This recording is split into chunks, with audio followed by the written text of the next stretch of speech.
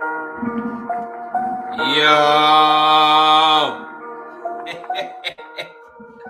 I say, yo. It's fight week. Let's get it. Smash the like button as you come in the building. Drop a comment as you come in the building, and then share this on your social media. Let them know Knockout Live, man. For those of y'all day one supporters, y'all know we used to do some shit called the TKO Prediction Show. We went over to prediction videos, but for a fight week like this, for a big one like this, I figured let's break this shit down live in an HD.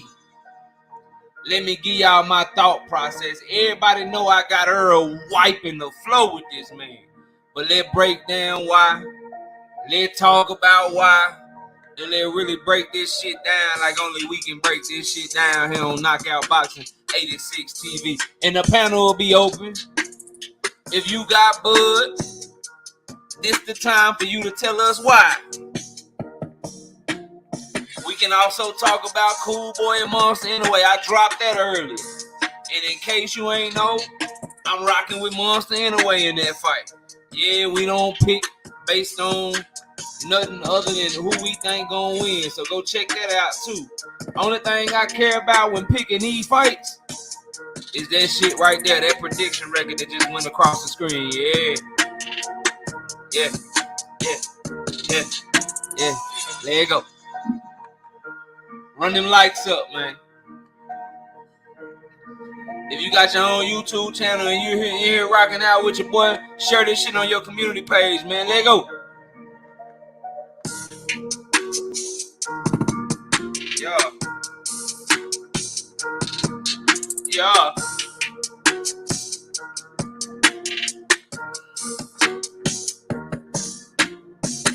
I ain't freestyling, but yeah, I can rap. I went to college, I ain't been up in the trap, but I can get that money hustle. If you wanna tussle, I be doing push-ups every day just to get that muscle. Hey, no, don't get me started, bro. Don't get me started. I'm kind of lit. You know what I mean? It's fight week, bro. I'm kind of lit right now, bro. Don't. Hey, in my younger days, that's what we do, bro. You get the pen, you know what I mean? You get the pen. You go outside, you know what I'm saying? You find the trash can, and then you tell homie, you know, we always had that one that was, you know what I'm saying, that was nice with the pen. You get the 2 pens like the drummer sticks and shit, and then you beat. Come on, man. Come on, man.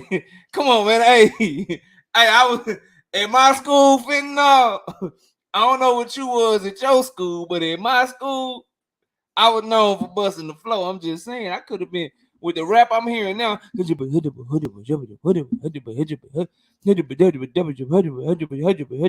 way they rapping now, bro, I might could drop a single and just change Miss KO and the little KO's lives, bro. I might just go platinum or something.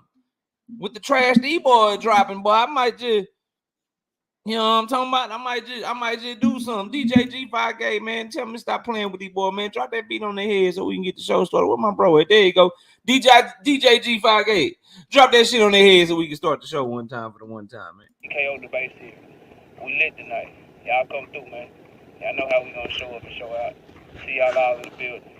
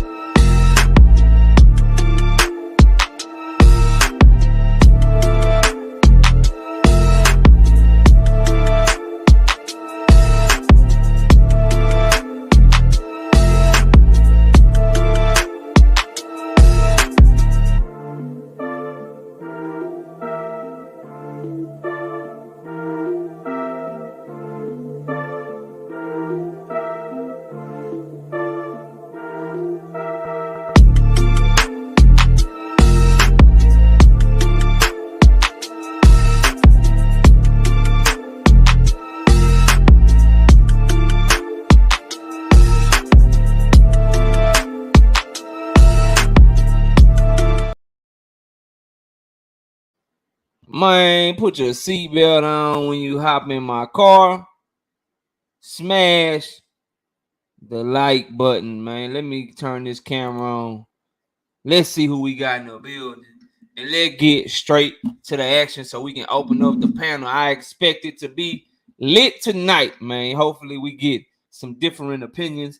If we don't get different opinions, I'll change the whole goddamn subject. Because y'all know I don't want a bunch of people up here just agreeing with a month. So y'all know who I got. I'm going to explain to you why. But if you rocking with Bud Crawford, come tell me why I'm full of shit. But I'm telling y'all right now, you see the title. And I'm going to explain why. And you're going to be able to come back to this goddamn live stream like, damn. Knock out the truth. Errol Spence name is the truth, but knock out the truth. He said that. I remember Knockout said that shit. But shout out Courtney Thompson in the building. Brother Huey Q, what's happening with you? We got Daryl Deloach in the building. Uh-oh. Why I ain't do that? Oh, there you go. Daryl Deloach in the building. We got the homie Ronnie Bravo, channel member and homie to the channel. We got Thrill Hill in the building, the OG. We got DC Dre. We got El Padrino. We got who else we got? We got Savage Bo up in this thing. We got the homie representing the Wolverines, Robert Singleton in the building. Kevin Haynes, what's good with you? We got Big Freddie up in this thing. What's popping? Javon 1007 in the building. We got Cassandra in the building. What's good? We got the homie Dank Father. Only got the finest Dank, you know what I mean? We know no bullshit, just the Dank. We got Todd Swindle in the building. We got Fentanyl Public Relations in the building. What's up? Let me see here. We got Planet 619. Talk shit to Rick Timms. What's good with you? We got Fred Gant in the building. What's good? What's good with you? We got Best Dad Ever, the homie. What's good with you? AKA Mr. Steal Your Chin. He, you know what I'm saying? He became a father. And instead of stealing your chin, now he just focusing on being the best dad ever. That's growth. That's maturity. At least in his name change. I don't know what else, but at least he changed his name to a more mature name. You know what I'm saying? The Future. What's good with you, bro? Salute to you. Who else we got? We got C Easy. All C Easy. All work easy. Work good. We got the homie Travion 2 Trill. What good with you, bro? Salute to you. Who else in the building? We got Produced by Tyler in the building. You know what I mean? Y'all laughing because the flow so cold, bro. He just said freestyle, bro. And I just went like sometimes you can take me there. You know what I mean? You can take me there. Castro in the building. Where he said 10% for Bud. That's the homie Castro. I mentioned. I need to get DC Dre out. Let me get DC Dre the right color, bro. DC Dre the homie. You know what I mean? Get DC Dre the right color, bro. What's up, DC? There you go. Yeah, Castro to be like 10% for Bud. Bud gonna beat his ass. He don't like that shit. And we got the beautiful, the gorgeous, the sensational Miss KO. What's up, baby? Salute. We got Silverado Low in the building. What's happening? Georgia Peach Denise. We got Paul Carrick in the building. What's up with it, Paul Carrick? Salute to you. We gonna break this shit down today. We got Trucker Sally. What's good with it? Trucker Sally, channel member. You know what I'm saying? Channel member and homie to the channel. She riding with the channel. We got Gertz in the building. What's good? We got Mike Mazik. Mike Mazik. What's up with it, bro? Sorry if I said your last name wrong. Team 6 Text. Hashtag man down. What's good? We got Chef Sosa in the building. Coach Joe. The breakdown immaculate today, bro. The breakdown today. All the shit I've been talking, everybody gets to find out why today in detail, bro. So I hope y'all enjoy this breakdown, bro. And then we're going to drop the link. Oh, we got Robert Pitts in the building. We got Don Trey Thomas in the building. We got Shawnee Bo. Shaka Zulu, what's good? We got Not Me in the building. Not me. I was going to do it, but KQ told me he waking up to call that shit, bro. And you know, I can't step on the OG toes like that. I wanted to do a watch party so bad. I was planning on it. I'm going to be up anyway, bro. But KQKC told me that he going to be calling the fight, so I'm not going. You know what I'm saying? If I'm going to do watch parties and shit while fights are on, it got to be when KQKC Boxing Network is not live calling the fight. If he live calling the fight, I'm not going to step on his toes and do a watch party. We got a lot of the same subscribers, a lot of the same supporters, and I don't want them to be divided with both of us being live at the same time. I wouldn't do him like that. You know what I mean? But I wanted to, bro, and I was planning on it. And I had everything done, but he told me I asked him, "Was you gonna wake up and call the fight?" He said, "Yeah, I'm waking up and I'm calling that shit." So You know, we gotta let the OG do his thing like only he can do his thing, bro. But next time, yeah, bro. Anytime there's something like that, if he ain't calling it, bro, I'm down. You know what I mean? I'm never gonna step on his toes out of respect for him and the work that he doing. He just my homie and my OG, and that's my partner, man. I can't do him like that. Louera Grassroots, what's up? We got Kai Alexander in the building. What's good with you? 626 Jacob in the building. What's up, bro? What's up with it, bro? We got Oak Cliff Sensei. We got Vincent Williams. We got I be who I be, and he ain't trying to be nobody else. He just be who he be. You feel what I'm saying? And that's how you gotta be. I be who I be and no one else, because that's who we gotta be. You know what I mean? Jay Johnson, what's up? Boxing and barbecue. What's up, barbecue, bro? Brisket on Texas. I don't know. I don't even know where you from, bro. I don't know where you from. I just know Texas is the barbecue capital of the world. You know what I mean? I know that. I know don't nobody barbecue like Texas barbecue. Feel me? Samuel Washington, what's up with it, bro? Salute. Jay Chestnut in the building. What's up, Jay? Salute, Jay. It's fight week, baby. It's fight week, baby. Salute to the homie Jay. I hope school is going well for you, bro. That's my homie. That's the young homie right there, man. I hope everything going well, bro. Deshaun Thompson, sometimes he be in and out because that boy be working, boy. But like, I got finals, KO. I want to debate somebody, but I got to study for this test. You better than me. I studied for my test the day of the test in college. I still don't know how I passed that motherfucker, man. I'm just keeping it 100 with y'all. Like, I don't know. Like, bro, if I had a test on Friday, bro, in college, college night was Thursday. So I be at the club Thursday, right? I got tests like at 9 that morning, leave the club by 2:30, get back to the apartment, go to get some food, go to sleep. I'm probably sleep by like 4. I wake up at 7:30, give me about 3.5 hours sleep, wake up by 7:30. By 7:30, 8:45, whatever I can study, bro, that's what I can study, bro. I'm just keeping it real with y'all. Whatever I can study in that hour and 15 minutes, whatever I can learn, that's what I learned, bro. I don't know how I got through that shit, but we got through it. We here. We got through it. We in this thing, bro. You know what I mean? It is what it is, bro. Shout out to homie Big Ray. What's good with you, bro? Who else? We in old school. What's up, man? What's good? I see you, William. I see you in the building. Stinger from above. What's happening? Man, I don't want to fuck that up. Havayahu, what's up with it, bro? Salute. Binge Art, what's happening with you, bro? Rozilla Jones, what's good, bro? Light Skin Business, what's up, bro? What's up, bro? I don't think so, Robert. I got anyway, bro. I got a newie, man. I got a newie. We can talk about it though, y'all. Marquis, what's up? What we got? We got J Kid, bro. What's up with it, J Kid? All right, there we go. We back. Say what's up to him. Say what's up to him. Hey, yeah, I seen that. Hey, bro, I ain't gonna lie. I got love for you, but they did my parlay right, bro. I had Cambosos on that bitch, man. Hey, I ain't gonna, hey, man, I hate that for you. You know what I mean? The wrong man won, but the right man won for my pocket. Feel me? That's all I can tell you. YGB 22 was good, bro. We got Mark West in the building, bro. We got the homie, my bro, my homie, man. BFTB in the building, man. I shouldn't have to tell y'all to subscribe, but y'all go check out my bro. Y'all know what he do over there in the graveyard. Kiro Black, what's up with it, bro? Salute. Oh, who else we got? We got Darius Gillard in the building. What's good? We got Golden Beck. What's happening with you? Who else we got, bro? We got Kevin Pay. What's good?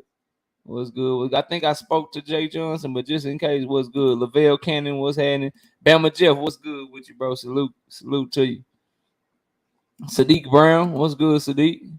Oh, Texas, DLW, yeah, boxing and yeah, I see, man.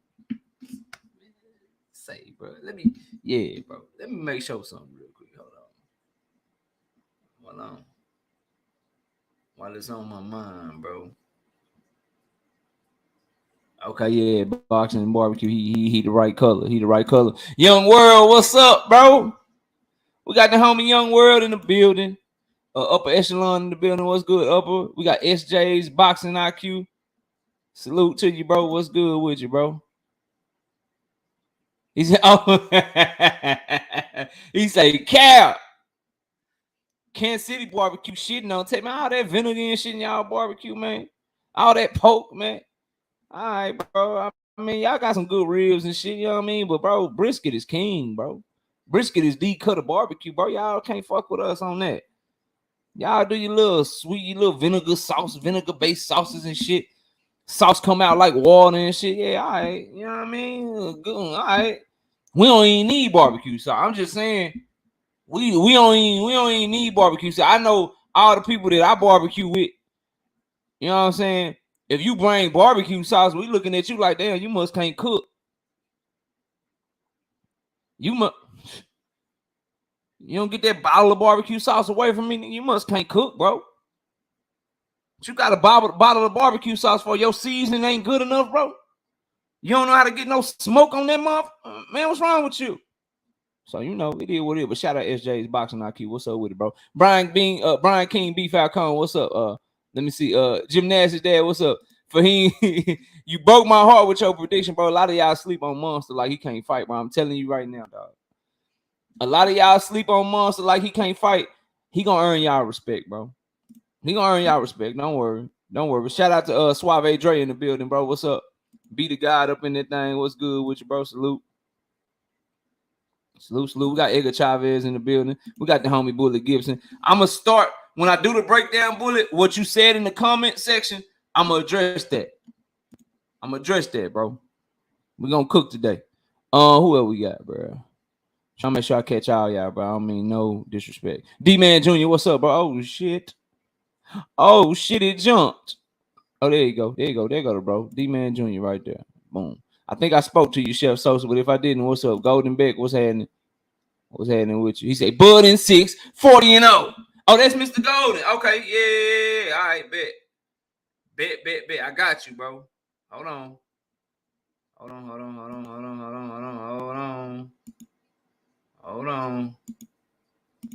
right, we good now. There we go. I think I spoke to you, Mark West, but what's up, Cal Coolett? What's happening with you? Black Preacher Man, channel member and homie, what's good? Jeffrey Sharp said, Bud and 8KO. Know what the hell you talking about? Yeah, y'all come talk to me. We're going to talk about that shit. We break all this shit down today, dropping links, everything. We got Real Spill Midwest Boxing talk in the building. We got that boy say treason. Hey, listen, I'm going to tell you something, bro. This right here, you see that record? You see that record when it come to calling these fights for him? That's the only goddamn thing I'm beholden to, bro. Hey, that's the only. I care about this record, bro. I don't give a fuck about none of that other shit. I'm picking who I think is going to improve this shit. I'm trying to get that 85 up to 90. When that bitch get to 90, I'm trying to get that hoe to 95, bro. I'm trying to be accurate than a motherfucker. So I'm telling you who I think going to win. And that's why you see the title of that video. Look, my heart was Stephen Coolboy Fulton all day. That's where my heart is, bro. That's what my heart is for him. That's my heart. But my brain is telling me Monster, so we're going to go with the goddamn brain on this one. Shout out to the homie Oop Dog, bro. Coming through with the first super chat of the day. What he said to me, bro? What the homie said, man? It ain't popping up. All right, there you go. He say, with the $2 super, he said, the dog in the house. Salute to you, KO. Salute to you, bro. Appreciate you always supporting the channel. We got Nick J in the building. What's good with you, Nick J? What you talking about? It got to be disappointing. I'd rather it be Fulton than Spence. I'm just saying. She say, if I gotta pick, cool boy, I'm sorry. If I gotta pick somebody to lose, Big Freddy, what's up? If I gotta pick somebody, I'm here for boxing. What's up, homie? Salute to the homie. I'm here for boxing, bro. One of the biggest supporters to the channel, man. Appreciate you, bro. Salute, man. Who else we got, bro? Let's keep this shit going, man. I ain't gonna highlight it no more, y'all. I'm gonna run down. I'm gonna still call y'all out. I'm gonna highlight the super chat, but I'm trying to get this shit done because we got a lot of people in here. We're ready to get to this cooking. Smoking Buzz, salute. Snacks B, salute. Don Trey Thomas. Let me see. Ryan Guidry, salute to the homie, not me. In the super chat with the $10. He say, it's upsetting that Nico Ali Walsh gets more coverage than Luis Alberto Lopez. Thoughts on his defense against Joel Gonzalez? In my opinion, good scrap. I agree with you. Don't worry, I'm covering that. That's in August.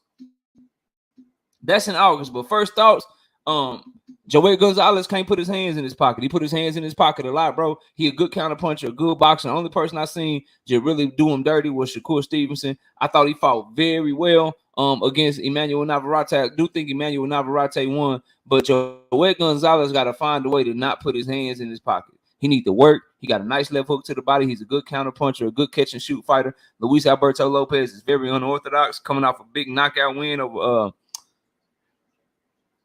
the tall dude, bro. The dude that knocked motherfucking Mick Conlon out the ring. I can't believe I can't think of his name right now, bro. It's a Liam. It ain't washed though. Man, what's that dude name, bro? Man, I'm mad, bro. Anyway, Luis Alberto Lopez just knocked him out. You know what I'm saying, and did his thing. But he's an aqua fighter, a good counter puncher, takes different angles and shit. Got pretty good feet. He ain't your typical Mexican fighter. That's a good scrap, bro. Because I know that Joel Gonzalez is tough, and Joel Gonzalez, when he fight other Mexicans, he seem to flip a switch in them. You feel me? So but yeah, that's a good scrap. I'm covering. I cover all that shit. Knight Rider 16. What's up? Tone Deaf. What's up? I Karma. What's up with it, bro? Who else we got? He said, man, I live in Dallas. It's not me. Put me on him.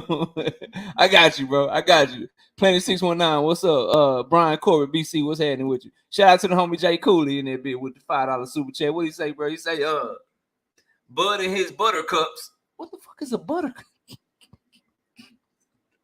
I see what you did there, dog. Are preparing for battle. Earl sinking his boat. We sinking all Buttercup's boats. Then sit back and smoke all they suck. Damn. Marquis, what's happening? What's happening with you? Black Preacher Man again.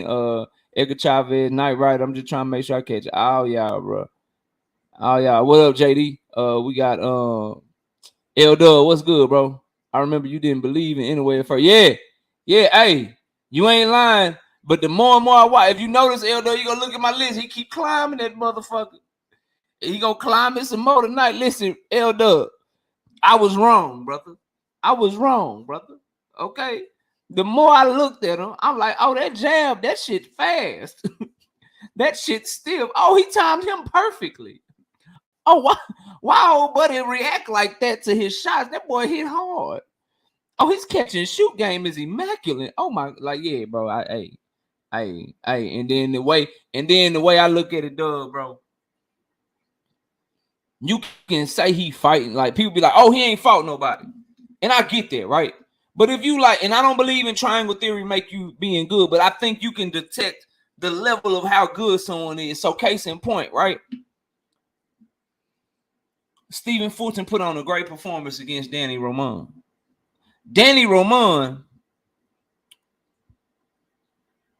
fought a dude named Juan Carlos Payano. Juan Carlos Payano fought a good fight against Danny Roman and went the distance with him. Monster anyway got him out of there in a round and a half. Like you can tell the level, like, okay, that's some different shit. Emmanuel Rodriguez, a dude that just beat up fucking Gary Antonio Russell and was about to stop him multiple times in that fight.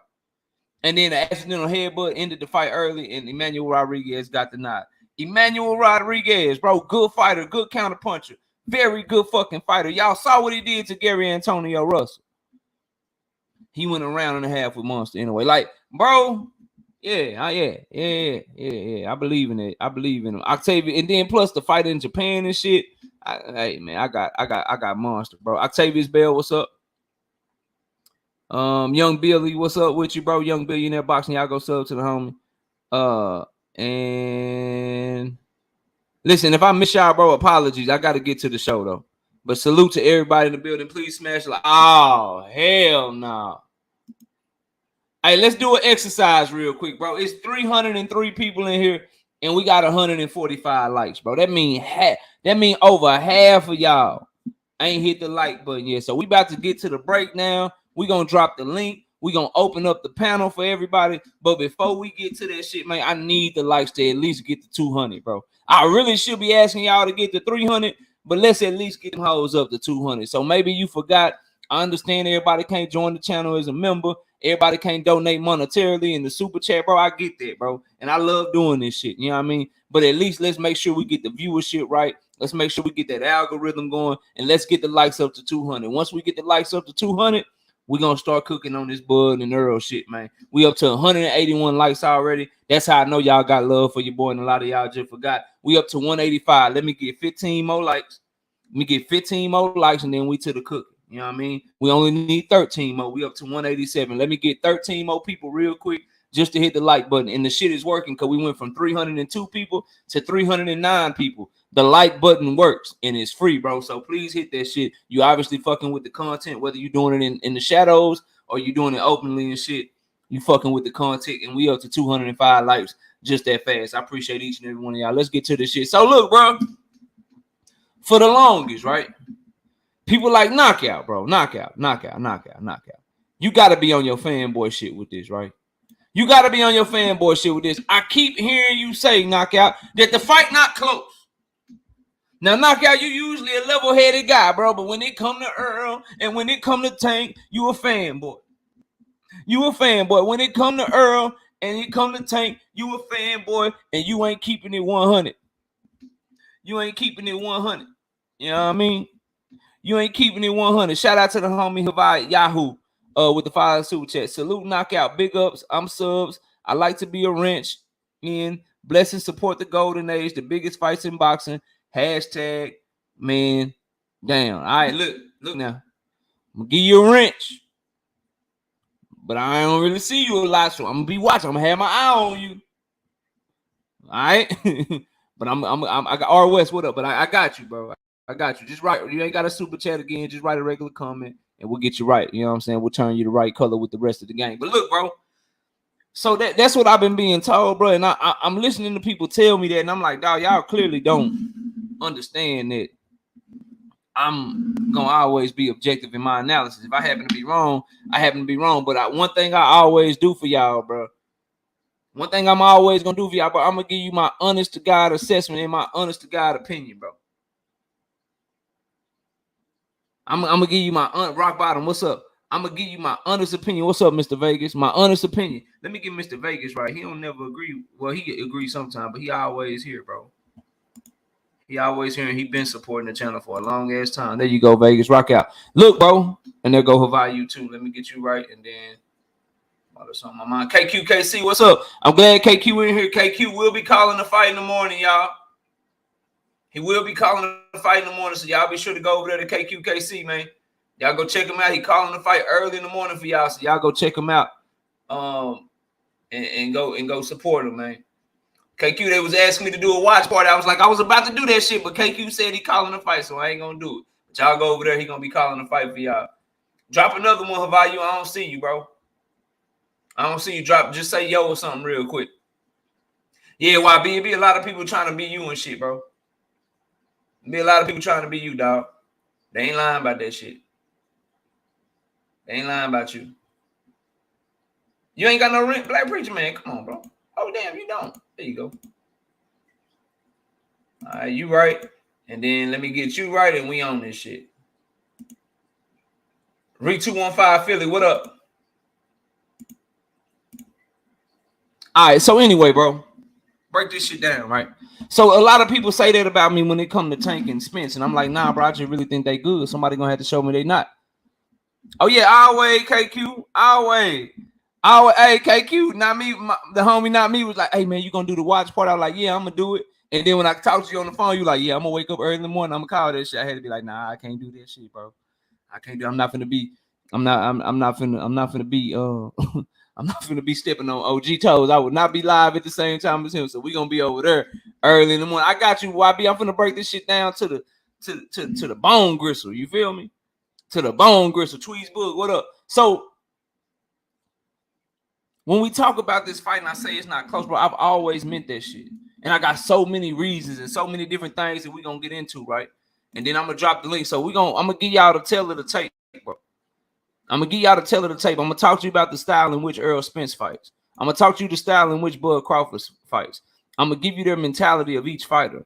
I'm gonna break down Spence's weaknesses. I'm gonna break down Crawford's weaknesses. I'm gonna break down the matchup between Derrick James and Bomac. I'm gonna give you the keys to victory for Crawford, the keys to victory for Spence. Then I'm gonna make my official pick. We got so much to get into, bro. We're gonna break this shit all the way down for y'all, bro. Cause I mean what I say when I say, bro, I don't think this shit. Battle Ready Fitness, what up? Taekwon Savage, what up? I don't think this shit gonna be close, bro. 100, like I am 1,000. What's up with it, Ricky Williams, bro? What's good? I 100% mean that shit. So we gonna get to it. One thing I want to talk about though, Schizo Pop, what's up? So the homie, I did a short today, and in the short I was like, yo, George Kambosos, that motherfucker looking awfully a lot like Julius Ndongo. He gonna be what Julius Ndongo is to Bud Crawford. He gonna be that to Devin Haney, but at least Devin Haney is not gonna move like Bud, and he gonna continue to give us good fights and build his legacy. And I highly doubt that 4 or 5 years from now, Devin Haney gonna be acting like George Kambosos is the biggest win on his resume. You know what I mean? So I did that short or whatever, and because George Kambosos, bro, he looked trash. He looked like he can't be the prospect, dog. I'm just saying, I see losing the next 5 or 6. Like he just lost 2 in a row, got a gift decision. Bro, they gonna put him in there with people. He gonna lose like 2, 3 more in a row. We're gonna be looking at like, damn, this nigga done lost like 6 of his last 8 fights. Julius and Dungo type shit. Right? But the good thing that Devin Haney has going for him is he's extremely young and he ain't ducking phase like that. And he gonna continue to put good fights on his resume. LeVar Cooper, whatever. So that'll be the difference. But as far as Kambosos, he's what I told y'all he was, bro. He's much closer to that guy that went in there with Mickey Bay and barely got a split decision. He's much closer to that guy that went in there with Lee Selby past his prime and barely got a split decision. He's much closer to that guy that fought Devin Haney for 24 rounds and couldn't win one of them.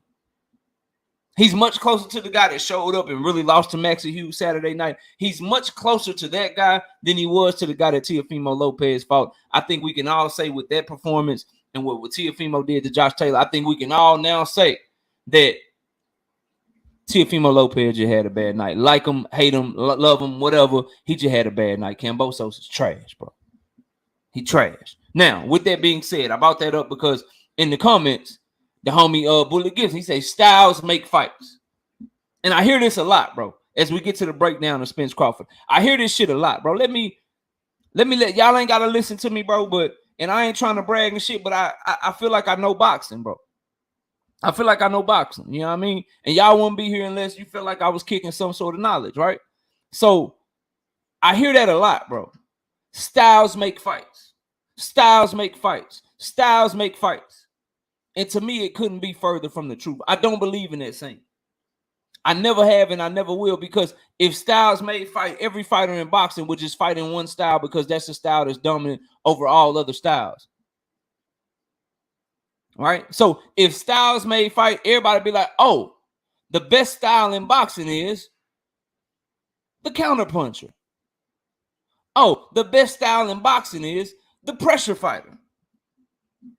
Oh, the best style in boxing is the boxer puncher. But no, bro, it don't happen like that. Sometimes boxer punchers lose to pure boxers. Pure boxers get their heads knocked off by fucking pressure fighters. Pressure fighters can't lay a hand on pure boxers sometimes. Styles don't make fights, bro.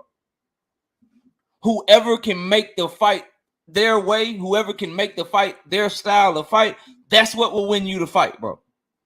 So I know that's a popular thing to say. I know when you listen to these fucking Tim Bradleys and fucking Andre Wards, and they put Chris Mannix trash ass who got fired from doing football and basketball and shit, and so now he doing boxing but never really was a boxing fan. I know when they talk, bro, when they say that shit, it's a popular thing to say because it's been said for so long, but that shit is just not true, bro. I'm telling y'all some real shit. Like, styles don't make fights, bro. It's whoever can make that fight they style. So if you a boxer and you can keep turning that pressure fighter and you can make him have to move and use his feet when his shit got to be planted to throw all the time, woke sports fan, what up? If you can do that, then guess what? You just made the fight your style of fight, so the boxer style is going to reign supreme.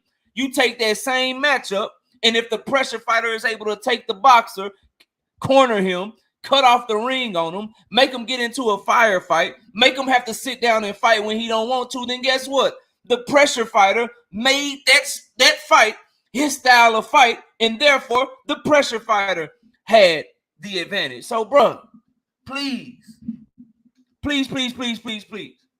I don't care if you do the shit nowhere else, right?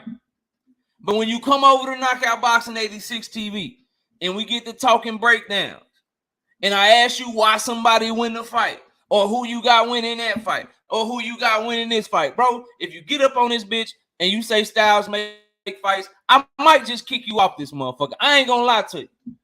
Because I know I'm talking to somebody who, like, no disrespect, bro, but everybody ain't worth your time when you talking boxing. Just, you know, just 100. Like, everybody ain't worth your time when you talking boxing and shit. Like, I can't be talking boxing with everybody if I ask you why you got somebody winning, and instead of breaking it down for me, you like, I got him beating him because styles make fights. The fuck you mean, bro?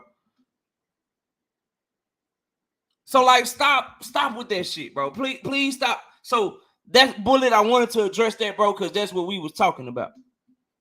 Shout out to homie Tay, member for 6 months. EJ about to flush this man overboard. For some reason, Tay, only the new members, it'll pop up on my StreamYard. I can see that you rejoined right here on the YouTube, but right here, the shit don't let me highlight it. But Tay, member to the channel for 6 months, reeing up. He know we highly accurate, bro. He know we highly accurate. You know what I mean? So he rocking with the channel. He been rocking with the channel for a long time. But salute to him, Jonathan Clark. I seen you. You know what I mean? So that's that. You know what I mean? But let's get to the breakdown. So Spence Crawford, right? Breaking this shit down. There's all breakdowns. We're gonna start right here with the tail of the tape, right? Let me grab this shit. This will be quick.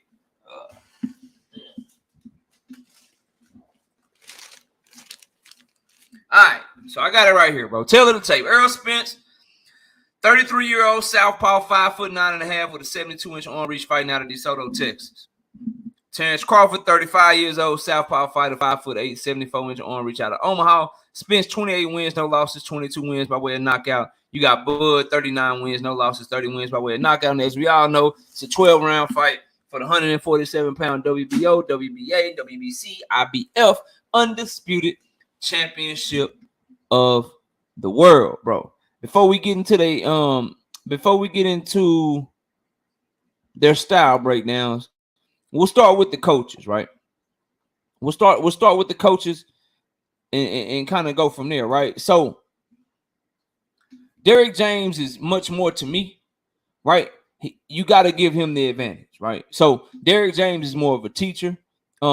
Derrick James is more of a guy that's going to look the entire time. He's locked in. He's going to see what the other person's doing. He's going to give you specific instructions on how to combat what they're doing in the ring to be successful. So if you listen to him give instructions in the corner, he always tells you exactly where to do, how to step, what punches to throw, all of that shit. Appreciate the subscription, Coach P. Bo Mack is more so motivating Bud. They feel like Bud already has all the tools and knows what to do. And the dynamic between Derrick James and Errol Spence is more, they like brothers, but it's like big brother, little brother, like big brother, like I'm a big brother. So everybody know if you a good big brother, you got little brothers and little sisters, you help moms, you help dad and them, you help them raise them up, you tell them what not to do, you tell them what to do. You ain't one of their friends or their homeboy, you gonna tell them, nah, you fucking up. Like, you know, this shit ain't right, that ain't right. That's their relationship. If you listen to the relationship of Bo Mack and Bud, I'm gonna ask the Bud supporters, bro. Straight up. When the last time you heard Bud Crawford get checked by Bo Mack? It's more friendly. It's more clowning. It's more homeboy. You know what I'm saying? It's no reverence there. Like, I don't think Bud is looking at Bo Mack like, yo, teach me something. Show me how to do this. So when I look at it like that, and shout out to Havaya, who in the super chat with the super sticker, bro. I appreciate you, man, with the $2, right? So when you break down these two trainers, right, you got one that trusts the talent of his fighter in Bo Mack. He trusts the talent of his fighter, Bo Mack. And you got another one that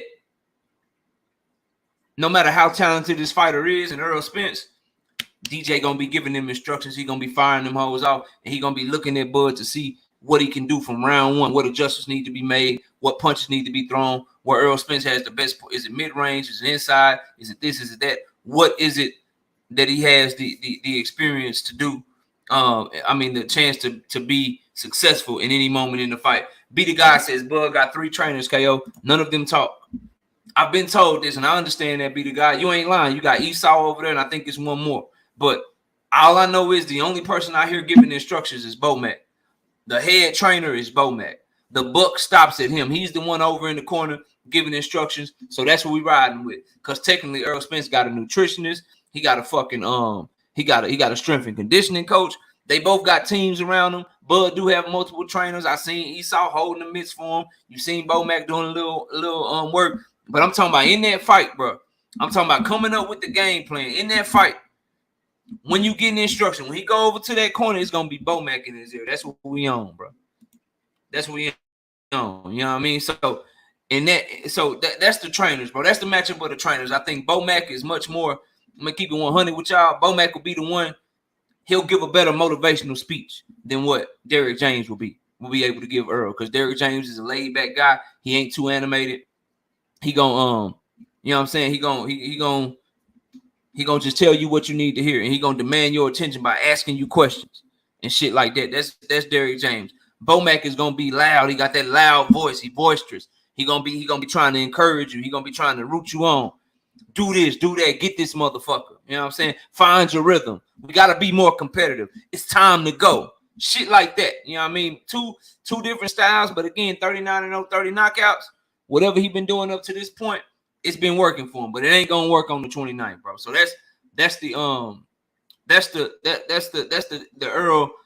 matchup outside the ring between the two trainers, Derrick James and Bo Mack. I favor Derrick James highly. Just me. I prefer more even kill. I prefer less animated, because when you animated like that and shit going good for you all the time, when shit go bad, that means you're going to be on the low. Derrick James is more even kill. No matter how good his fighter is doing, no matter how bad his fighter is doing, you're going to come over to that corner. You're going to get the same type of instructions. It ain't going to be, you're doing great. It's going to always be something, okay, that was good, but still make sure you do this. Make sure you do that. Look out for this. This is what he's trying to do here. And it's always going to be the same. That's going to give you that sense of calm in a big moment. That's going to give you that sense of, let me just chill. You know what I'm saying? And just keep going about my work the way I go about my work. Never get too high, never get too low. I said it, bro. As a former college athlete, I prefer the coaches that's chilling, that's even kill, because your fighter or your athlete going to take the mentality of your coach.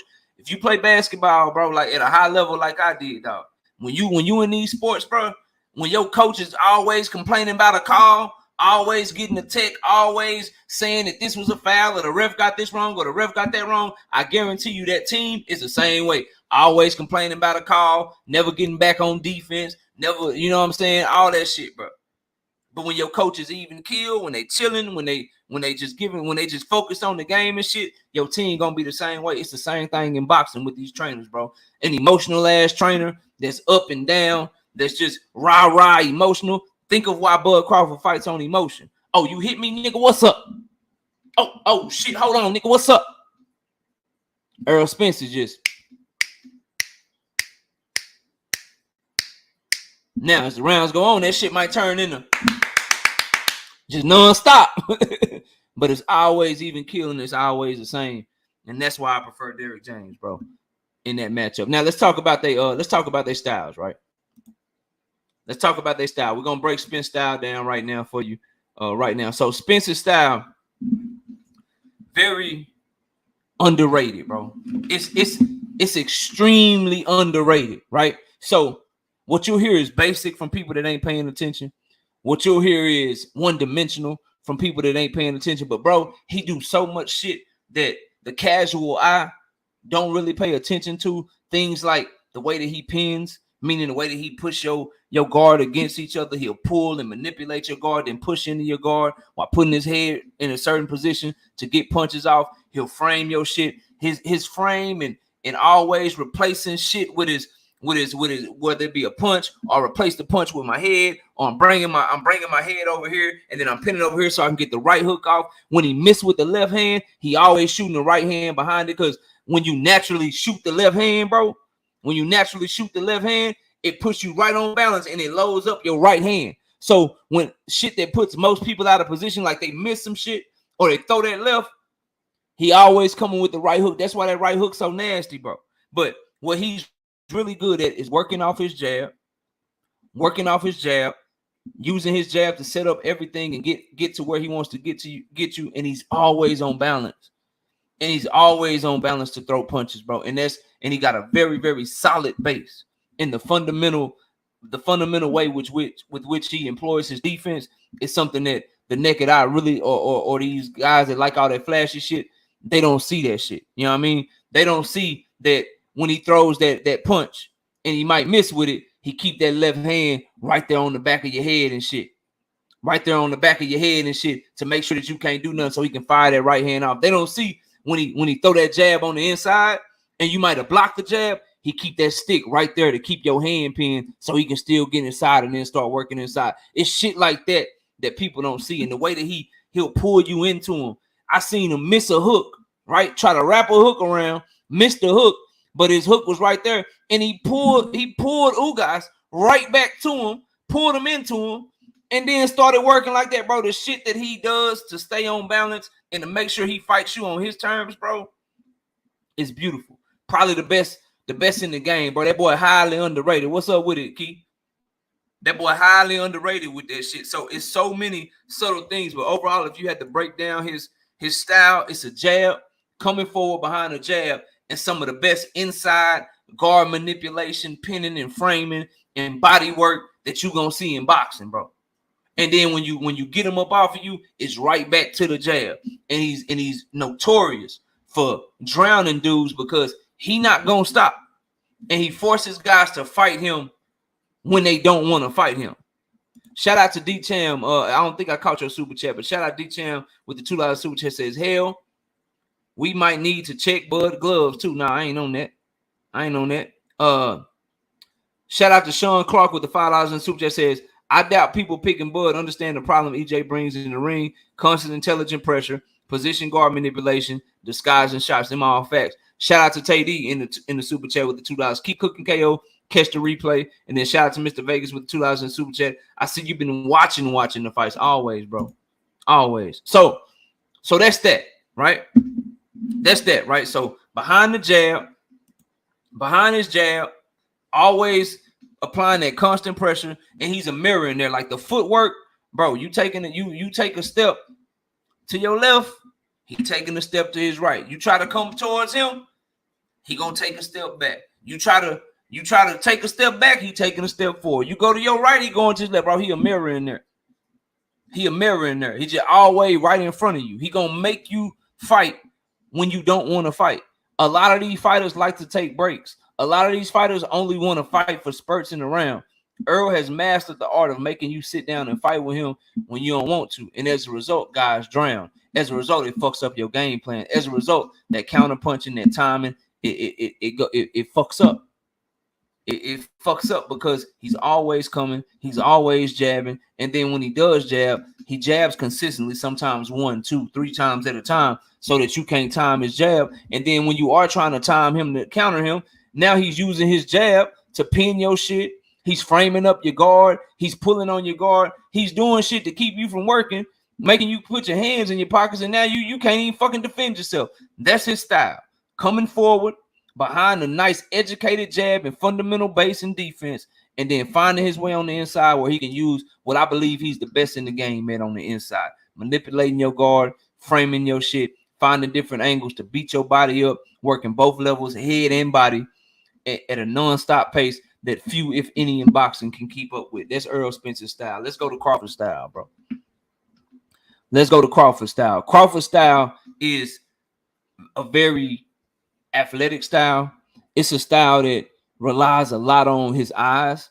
It relies on him being able to see what you're doing, get a read on you, and catch you with shots in between your shots. If you had to say, what is Crawford good at? Crawford is good at catching you in between shots, countering you, and then making sure that he has the right distance to get that wiry power off. I don't think on the inside with those long arms, his punches are crisp and short enough to where he's just a great inside fighter. But what he is great at is making sure that he gets you at a distance where he can counter you and taking advantage of anything that you do where he can punch in between your shots. And he's very creative with that shit. He's a dominant right-handed fighter that fights southpaw. So that's why you notice that his right hook, you know what I'm saying, his hybrid jab hook that he throws, it hurts a lot of guys because that's really his dominant hand. He really a right-handed dude fighting southpaw. Now, from orthodox or whatever, I think he's subpar at that shit. I think there was a time when I watched him fight Victor Postol, there was a time that he used to be good at that shit, bro. There was a time that he used to be good at that shit, but here recently, the last 4-5 years, I just don't see it, bro. I don't see it. But when he turns southpaw, what he's good at is catching you in between your shots, countering you, and making you and hurting you. He gonna turn up on you. His defense is much more his offense. It's like His defense is, I'm gonna catch you with some shit to get you up off me. I'm gonna take a shot or two, but I'm gonna catch you with some shit that's gonna hurt you. You're not gonna match your crazy ain't gonna match my crazy. Your shit ain't gonna match my shit. So you might get off a little bit, but when I see something, I'm gonna take advantage of it, and you ain't gonna want to get off no more. And that's where he wins the fight. But as far as like taking somebody's jab away by parrying at their jab, as far as like taking somebody's shit away by being so defensively cold with it to where they just don't want to throw none because they don't see any openings. There's a ton of openings there, bro. But what he does is he uses those openings that you see to counter off of that shit, uses athleticism, time your ass, and then boom, now he done changed the whole fight. Because what you can't say is that Mean Machine wasn't getting off on him before he caught Mean Machine with some shit to hurt him. But up until the point Mean Machine got stopped, Mean Machine was going toe to toe, catching him with shots, countering him, timing him too. It's just Bud Crawford timing was a little bit better. When he went up to a certain level, Mean Machine couldn't go up there with him. So that's his style. It's a counter punching, awkward, long, rangy, wiry style with a lot of athleticism behind it. Looking for you to lead. Crawford is much more comfortable with somebody leading him and him working off of someone else. So that's his style. Let's talk about the mentality of these fighters, bro. Let's talk about their mentality real quick, and then we're gonna get their keys to victory, and then I'm gonna make my official pick, bro. All right. To me, and it's just me, bro. Like, y'all can say I'm dead wrong. Y'all gonna see on Saturday though. So whatever, bro. This, to me, might be where the fight is won or lost. Might be where my pick is either spot on or my pick is all the way off. And this is what it is. I feel like this a dog versus a bully that think they a dog. Yeah. See, I believe Errol Spence is a real dog, bro. The way that he went after this fight, the way that from the moment that shit got in front of him, bro, he did what's so hard to do in boxing. What people killed him for, what they criticized him for, but he did what's so hard to do in boxing, and that's just one simple thing, bro. He stuck to his word. If he said something, bro, he meant that shit. Hey, bro, I ain't fighting fucking Keith Thurman. Y'all can miss me with that shit. He ain't fighting him. Hey, bro, I'm gonna get these belts. And then I'm gonna come see you. Hey, bro, I'm shit. I was only 60 or 70% in this fight. I did this shit because, you know what I'm saying? I look like that in that fight because I was drinking and partying and shit. I wasn't on my, bro. Anybody that'll tell you the truth when it's not advantageous to their image, bro, that's a real man. That's a real dog, bro. That's a real dog out there. Somebody that's like, yo, man, I'll spin the block on your ass. Nah, give his ass more money. Nah, give him the coin top, bro. That's a dog, bro. So to me, I know Spence is a dog, and I'm telling y'all, bro. In my opinion, bro, it's too much shit that points to Terence Crawford being a bully that think he a dog until he actually run into a real dog, which is what's gonna happen to him on July 29th, this upcoming Saturday, 5 days from now, bro. Look, it's too much shit. You not like, I'm just not gonna be one of these people that forget everything that was said to me, bro. Everything that these fighters done did and said. So Errol Spence stayed on his square the whole fucking time, bro. The whole time he stood on his square, he still right there, told her what he was gonna do, whether we like it, love it, loathe it, hate it, whatever. He said what he was gonna do, and he did that shit. Bud Crawford, 1 minute Spence ducking him, the next minute he don't want to fight. 1 minute is Bob Aaron fault that's holding up the fight. The next minute he agreed to everything, but he didn't agree to everything. You know what I'm saying? The next minute he tell PB something, but he told fucking BLK Prime everything. He said being undisputed is the only thing that motivated him. Then he said he never said the shit. He said if you believe in yourself, you take less money because you know you're going to win and you just make the fight happen. But then he proceeded to try to negotiate for more money for this fight. Bro, I'm not going to ignore that shit. That's a bully playing dog, bro. That boy is an opportunist. That boy is an opportunist, and he ain't no dog for real. He that one that look around for the easy mark, bro. That's why he was acting all buddy with Sean Porter. Sean Porter just ain't see the play. He act like them niggas was friends. He act like they was cool. He did all that shit just so Sean just, you know what I'm saying, fall back. He trying doing that shit with Earl. Bro, if you a real dog, bro, And you know what you gonna do to a nigga? Why you need to talk to him on the phone before you fight him, bro? Y'all not gonna convince me otherwise. I'm not even looking at the comments. I promise I'm not. I'm not even, bro. I'm looking at my little thing right here that I gotta do. I'll catch the super chats when I get done with the breakdown. Appreciate y'all for the support. You not gonna convince me otherwise, bro. So y'all want to talk about the mentality of the fighters? Y'all want to tell me in 50-50? Y'all want to tell me this shit, Claude? Man, miss me with that bullshit, bro. I got one dude that told the truth even when the shit was uncomfortable. And I got another dude that looked for the most comfortable shit all the fucking time throughout this whole goddamn lead up, bro. And y'all want to tell me he a dog? Nah, bro. That boy an opportunist. That boy a bully. And when a bully get in there with a real dog, bro, bullies always get their ass whooped. Straight up. Straight up, bro. That boy ain't built like that for real, dog. Not like to regular folk, yeah, but we talking about this shit right here between him and Spence, bro. He ain't like that for real. I'm telling, bro. I done seen it too many times play out. He ain't like that for real. It's too many signs that point to a lot of flawed shit, and that shit gonna come out. Just the way he handled Bomac. Just the way he handled Bomac. Just the way he like, oh man, let me get the instructions to motherfucking Maurice Hooker, man. Shut up. He ain't telling him to shut up, but that's your head trainer. That's your head trainer. He supposedly got you to where you at in your career, and you basically shut him down and you start giving Maurice Hooker instructions. Come on, bro. Stop playing with me, bro. That man, listen, the mentality of these fighters, bro, this is one of the biggest things that I see, and you ain't gonna convince me otherwise, bro. I think it's a real dog in there with a bully that's an opportunist that try to play shit, bro. He did nothing but try to get Errol Spence on the phone and try to disarm that man, bro. Try to make him like him a little bit, not go as hard. Hey, man, let's talk about our families. Let's talk about this. Let's talk about that. You know what I'm saying? How important is this fight, man? We got to make this fight happen. Nigga, if you a dog, bro, and you trying to beat somebody ass, bro, you don't need to talk to him on the phone. Just make sure my bread there, bro. Hey, look, hey, lawyer, hey, do what I want for the fight. Do what I want for the fight. These is the goddamn things I'm asking for, and let's get it cracking. You don't need to talk to the dude you about to whoop on the phone. Nah, bro. Nope. You don't go back and forth between you don't literally do a whole narrative for 4 years straight talking about a motherfucker ducking you. A whole 4 years straight talking about somebody ducking you. Just to only come out and say that he was never ducking you at all, bro. Man. All right. Y'all see real dog if y'all want to.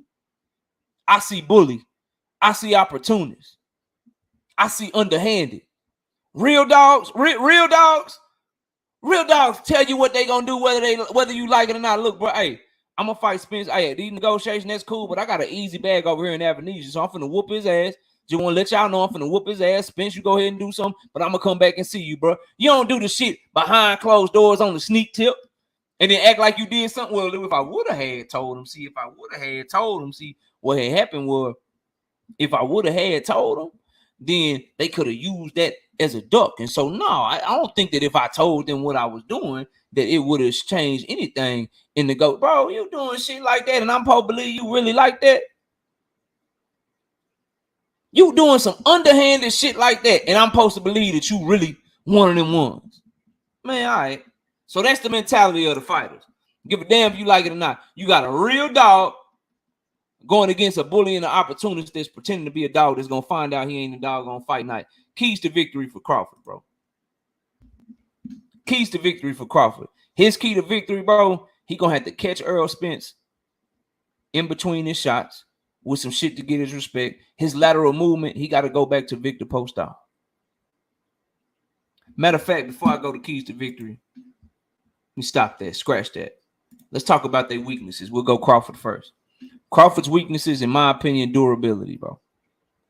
I don't give a damn what y'all tell me about how long ago it was. This is what I know, bro. Yuriokas Gamboa got one stoppage in 7 fights at motherfucking 147, bro. I mean 135. One stoppage in 7 fights at 135. There's Yuriokas Gamboa. He rocked and wobbled and hurt Crawford badly in their fight. All I know is Mean Machine, bro, put his ass down, had him hurting up there. Had him hurting bad, bro. He was holding on to Mean Machine for dear life, bro. Holding on to that man whole cup, holding on to his job strap and shit, bro. All I know is, bro, Kell Brook in 2.5 rounds puffed up his eye pretty significantly, bro. This is a smaller man, 135 pounds, coming up to 147. I don't get down what you say about Earl. He could have never made 135. That nigga was probably making 135 when he was my son age, bro. So one of his weaknesses to me for Crawford is durability. The other weakness, in my opinion, is his emotion, his mindset, his ability to stick to a game plan.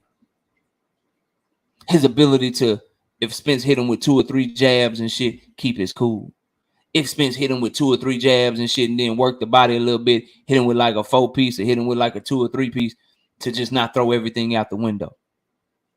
Emotional, mental, like all that shit, bro. Those are weaknesses to me. His other weakness is his strength. Everything that he think he get advantages with turning to southpaw, all that shit get negated when he turns southpaw, because now you in a closed stance matchup with Errol Spence. So that little hybrid right hand that's coming over orthodox fighter's shoulder, that shit ain't flying, bro. That shit ain't flying.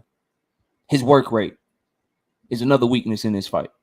That man throw 45 punches per round. Spence throw 70, and he can get up to 100 when he really get going.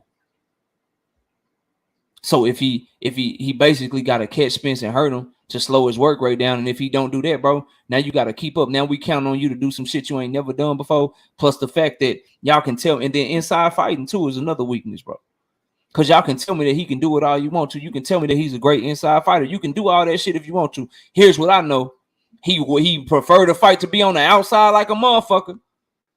You can say he can fight inside all the time, but every time I see a motherfucker get inside on him, man, he clenching like a motherfucker, telling the ref, come here, bro.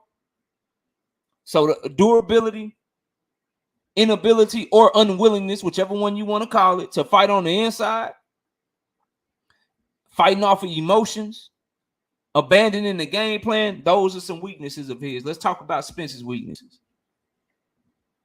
Spence a great body snatcher. He don't like getting hit in the body, though. Chin granted. Durability on point. He don't like getting hit in the body, though. Just letting y'all know we 100 over here. He don't like that shit. He don't like that shit at all, bro. So that's a weakness of his. Another thing is he can lean a little heavy on his front foot sometimes. When he come in off that jab, coming off that jam, try to come in and do one of them pins, one of them frames, work his way on the inside so he can get to the body. He can lean over that front foot sometime, and Crawford got a nice uppercut. So we got to watch out for that. Another weakness of his, I believe, is that he too, I don't want to say he fight off emotions, but Spence with that shit. Like if you gonna bang it out with him, bro, he just gonna, all right, cool, let's get it. And it can be a strength or a weakness, but if you in there with somebody that can crack, that can get your respect and shit, then yeah, that could be a weakness. But his main weaknesses that I see from Errol Spence are gonna be him leaning over that front foot a little bit too much. He don't like getting hit in the body, so a bug can work that body a little bit. And those are really the two things I see that are like, yo, I hope you fix this shit, because this shit could be to your detriment. So those are the weaknesses of Spence. Here's the keys to victory for Crawford, bro. Just keeping it all the way. The key to victory for Crawford, bro, as I've been telling y'all and telling y'all again, bro. Number one, dog, throw that.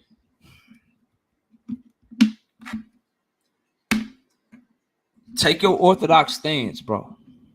Like it's a piece of notebook paper. Take that bitch, bro. That orthodox stance you got, bro. Ball that bitch up. Ball that bitch up. Find the nearest trash can. Throw that bitch in the trash can and burn that motherfucker.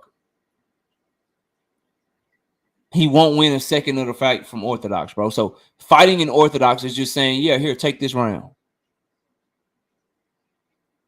Fighting in orthodox is just like him saying, here, take this minute and a half of the round.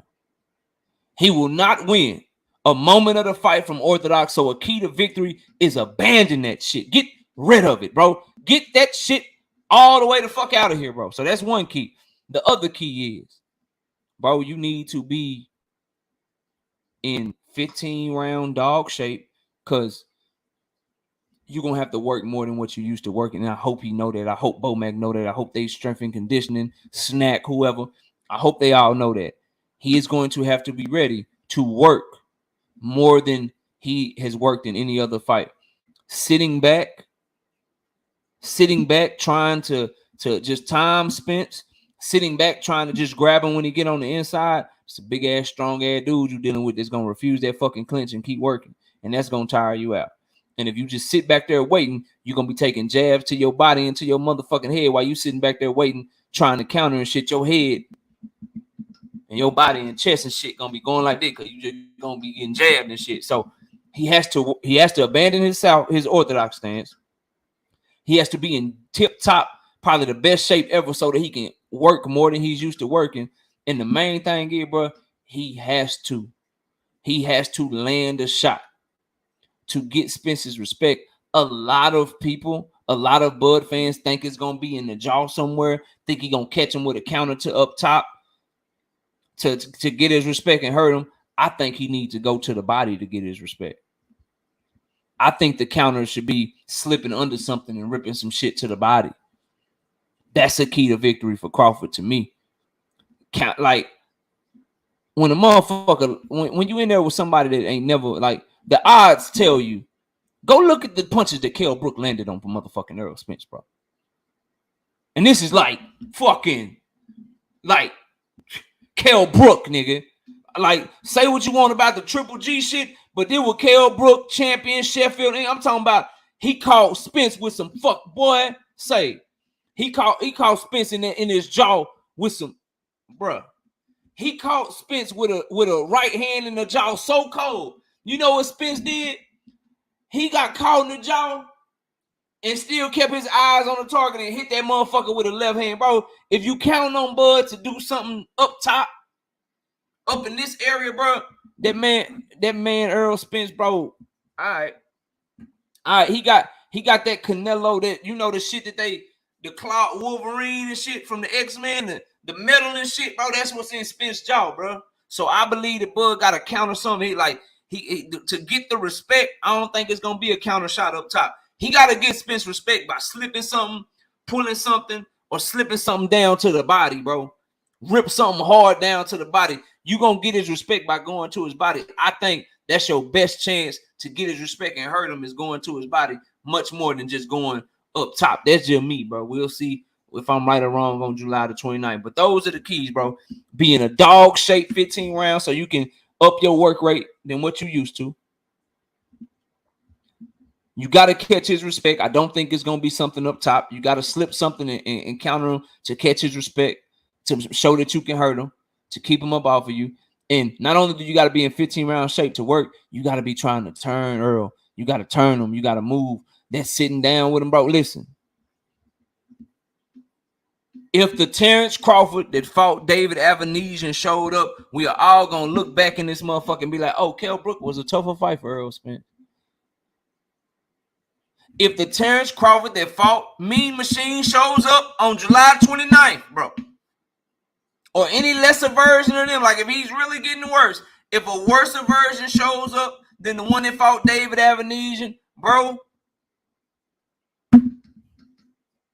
he got no shot. If a worse version or the same version shows up that fought Mean Machine, bro, it's curtains for this man. It's curtains. It's done, bro. So that's his keys to victory.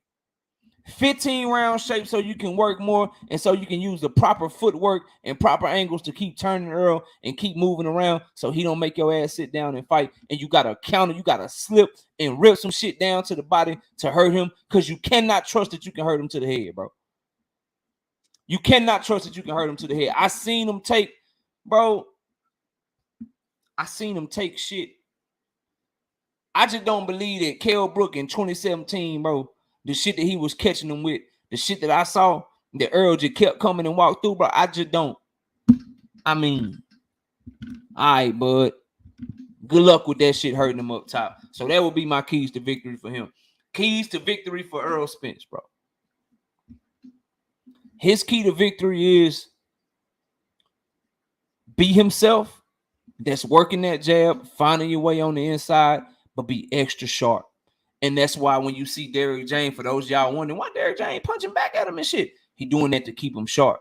So instead of just working the mitts or whatever, he firing shit back from angles that he thought Bud might throw from. That's why he's switching stances and shit so that he can stay tight. You got to be fucking tight. So when you bring that jab, you bring that shit here. You bring that jab, you pin, you get inside, you work. He got to be the sharpest, best version of himself as well, because he got to believe that Bud Crawford is everything that his fans say he is, even if he not. He got to believe that shit. He got to believe that that man is everything his fans say he is, and so he got to be the sharpest version of himself. But the key is that jab got to be working. Even if you ain't landing it, throw it to his guard, throw it to his chest, throw it at him, fuck up his timing, make him work, make him have to fight with you.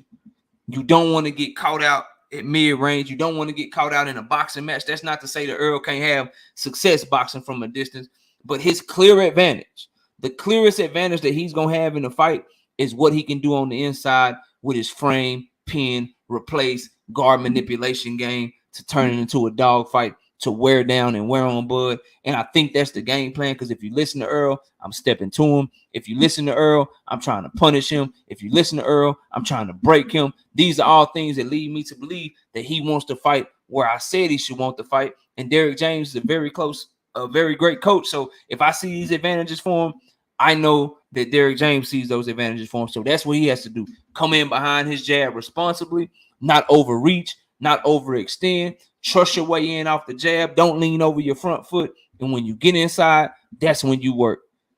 You refuse the clinches. You do not allow the ref to come break out up. You make sure you get your hands free and you fucking work. That's the key to victory for him, is to start fast, take advantage of Bud Crawford's slow start, get his rhythm, and don't let the foot off the gas.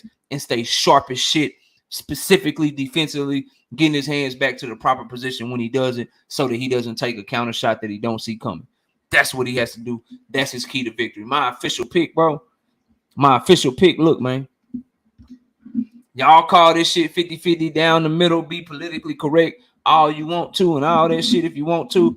Man, I'm on my square, and I'm going to stay on my square, because I believe in what I see. I believe in my boxing mind, bro. I got Errol Spence Jr. washing this dude, bro. I got him washing this man badly, bro. Badly. Like, the way I see the fight playing out, I think Terence Crawford's not going to listen to me. He's not going to fucking listen to me, right? He's going to come forward. He's going to come forward. I mean, he gonna start orthodox, right? He going to start orthodox. When he start orthodox, Errol Spence going to get off to a lead. He's going to be working that jab. Bud's going to switch southpaw. When he switch southpaw, that shit that he usually hit people with, where they don't see shit coming, that shit going to go away. And now he going to find himself in a lead hand battle with Errol, except for Errol is going to be working that jab on the front foot, coming in, and he's going to find his way on the inside, bro. And I think about round 3 or 4, Errol going to have his rhythm. Bud going to try to turn up. Errol going to go right there with him. And he gonna start grinding the wheels, grinding the gears. You're gonna see them body shots come in. And I just think that what Errol does, when you look at Bud Crawford and you look at his style of being a counterpuncher, trying to catch you in between shots, letting you lead, you know what I'm saying, using his athleticism. What's the worst style from him? Someone that can go to the body, that can take away athleticism. Check. Someone that's athletic enough to make you fight and mirror you and cut the ring off. Check. Someone who has a nice, consistent, steady jab that they can throw at different cadences to keep you busy, so you can't time what they're doing as they're coming in. They don't have to get out of position to come inside on you. Check. Someone that's strong enough to refuse to clinch when you're trying to get it. Check, bro. It's just a bad style matchup for Bud Crawford. I have always believed that. And when I look at them train, and I look at their demeanor, and I look at their mentality, bro, I believe that shit even more so now. So I got Errol Spence Jr. stopping Terence Crawford somewhere between round 8 and round 10. It's my official pick, my official prediction. I'm standing on it. You know what I mean? Now I can catch these super chats. I can drop the link. Y'all come up here and talk this shit with me. It's fight week, bro. We can talk Monster in a way. Stephen Fulton. We can talk about the breakdown I just did, but I got Errol washing this man, bro.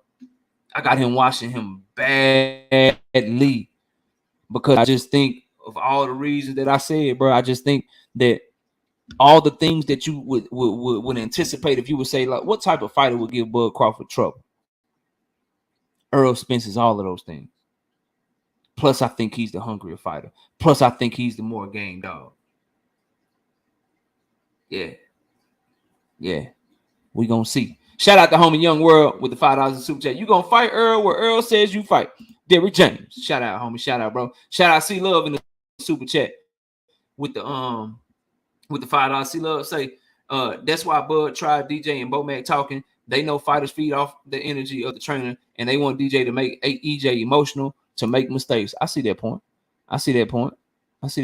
Shout out Kelly Thompson with the $2 in super chat. 5 more days till #CoinFlip Crawford goes down. Shout out to the homie Pierre Ducharme. What's up, bro? Shout out to the homie Pierre Ducharme with the $14 in the super chat. He ain't even want to say nothing. He just dropping bars on us, bro. He just dropping money on it, bro. I appreciate you, bro. And then shout out to the homie, not me, with the $2 in super chat. What do you say, bro? You say, why they?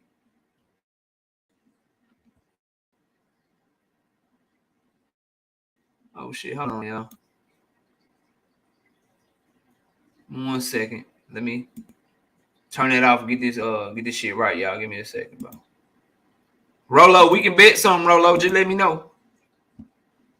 But shout out to the homie, Pierre Ducharme, like I said, man, with the $14 in the super chat. And then shout out to the homie, not me, with the $2 in the super chat. Says, you don't like Bud, bro. It's all good, homie. Man, listen, I don't like his moves. I think he a good fighter. He just ain't on Earl level, bro. It's going to show Saturday night. Don't worry. We'll be live Sunday morning, bro. We'll be live Sunday. We'll be live Sunday morning, bro. We'll be live Sunday morning after the fight. You can come in. What we betting in, KO? We got 100 push-ups on it, Rolo. I'm gonna make you do them push-ups, bro. We bet 100 push-ups, homie. If you down for that, let me drop the link, bro. Let me drop the link. Let me start the poll. Let me end this poll, bro.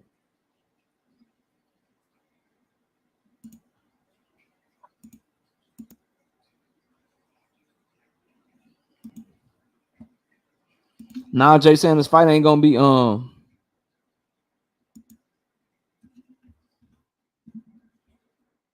ain't gonna be close, Jay Sanders. All right, there we go. There go the link.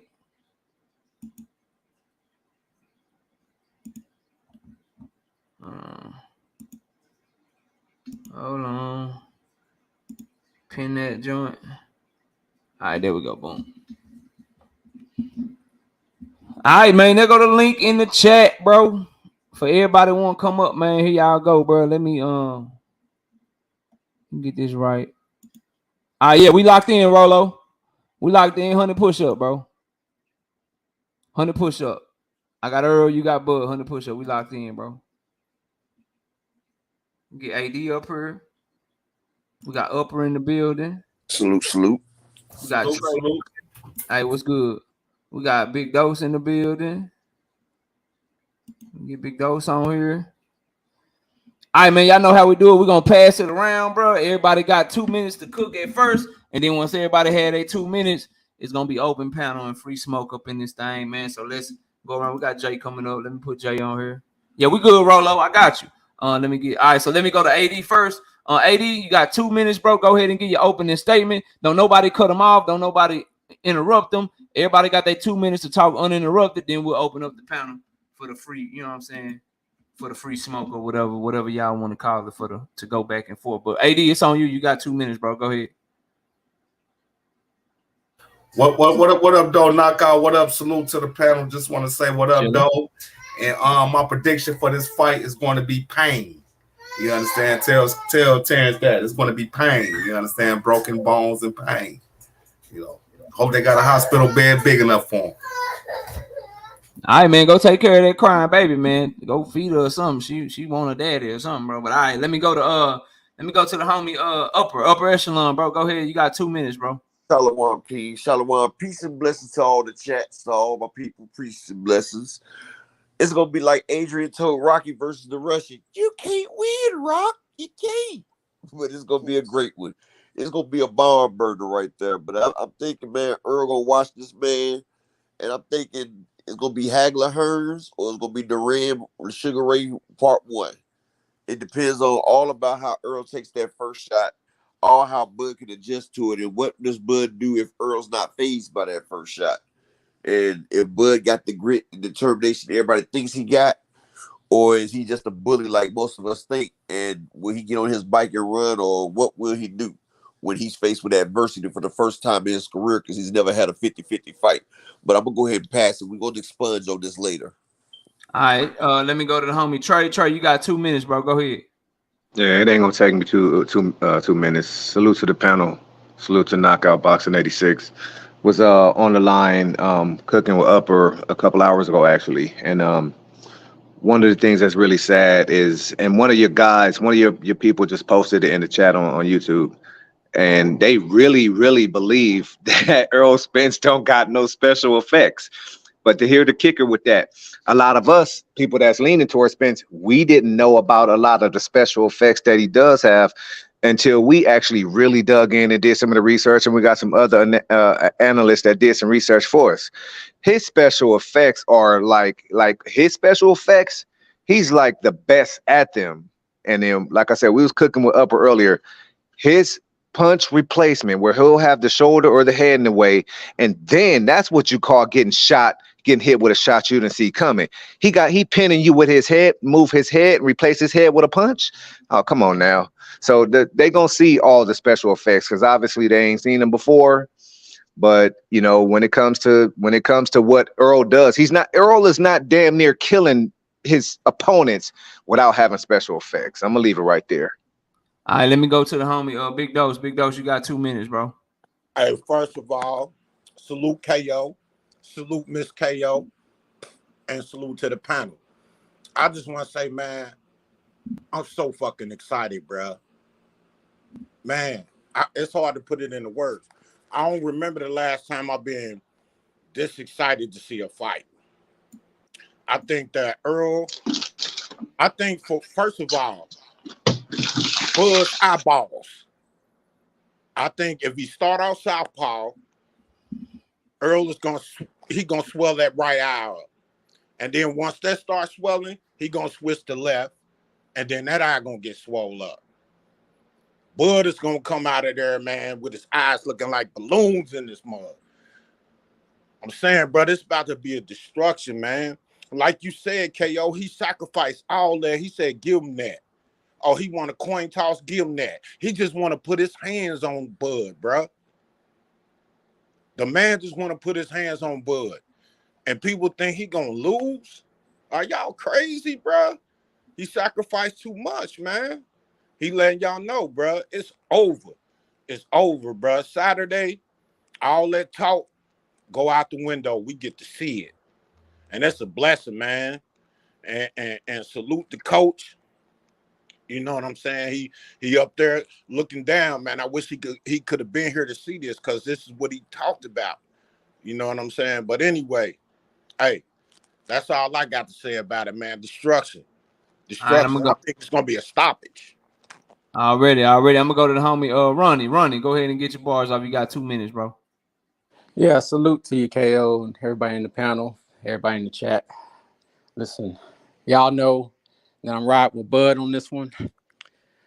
And I just think that Errol he's going to disappoint y'all. He ain't going to be able to live up to what y'all think he's going to live up to.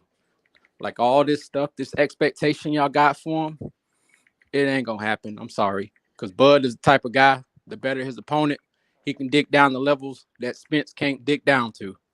So the greater of his opponent, the greater skill he can display. So I just don't see it. We gonna find out though. I can't wait. But I know the play. Some of y'all come Sunday morning when Errol Spence, your little hero, is lying in the hospital, soaking in his loss. Some of y'all heathens gonna go to church for the first time in 20 months. Y'all gonna skip out on that post fight. Real quick, Ronnie. Whoever trying to get in, bro, I'm full right now. But if it's a Crawford fan, put that you trying to get in on the chat. And I have one of these Spence people get off, bro. I got a lot of Spence people up here right now, and I'm telling y'all, bro, if too many motherfuckers start agreeing with me, I'm gonna change the whole subject to some shit I know I can disagree on, bro. So if you trying to get up here and rep for Bud, bro, put it in the chat, and I'll get somebody else so you can come on, bro. But go ahead, Ronnie. My bad, dog. Yeah, no problem. Yeah, I know the playbook. Y'all gonna dig into y'all closet and take out them dusty ass Sunday shoes that y'all ain't worn 20 years, and y'all gonna go to church that day. But I got news for y'all. Salvation can wait one more day. Go to the night service. Just make sure your ass is in that next live with KQKC and the homie KO, because I want to see y'all there. I want to see y'all when y'all guy gets his ass destroyed, and I'm in there. I'm gonna be there waiting for you. So make sure you hit the link. Well, no, don't hit the link because that's not gonna be open panel. But make sure you in there. Make sure you shouting everybody out, because I want to be there, and I'm gonna make sure I'm there to see what y'all got to say. Oh man, shout out to the homie Ronnie, bro, coming up here and riding like you always do. We got Jay next. Jay, talk to me. You got 2 minutes, bro. Go ahead. And hold on real quick, Jay. Shout out to the homie Paul 912 with the $2 super chat. You gained a subscriber with this task talk. I think you meant trash talk, but yeah, bro, I say everything I mean. I'm glad you subbed up. And it's 500 people in here, man. If y'all ain't subbed to the channel, I don't know what y'all doing, bro. Sub up, man. Help the channel grow. We put in work Monday, Wednesday, and Thursday night. We live all those nights at 7:30. I drop content to the channel every single day. So, join the channel, subscribe to the channel, hit that like button, man. Support the grind. We working over here. But go ahead, Jay. It's on you, bro. You got 2 minutes, man. What up, chat? What up, Knockout? I just want to say, I think this fight is not going to be as competitive as everybody think it's going to be. It might even be disappointing. But the point I want to bring up now, maybe we could discuss it later, is how because I don't know why people think that Terence Crawford is going to be able to jump up to the highest level of competition and all of a sudden be able to win. I don't understand that. And I just want to know why all of a sudden, since the fight was made, all of the other stuff from the past don't matter no more. It don't matter about his resume no more. It don't matter about how he handled the negotiations. I don't think people realize all of that stuff says something about his character, and it also says something about him not being a real champion. He is he is a terrible display of a champion, in my opinion.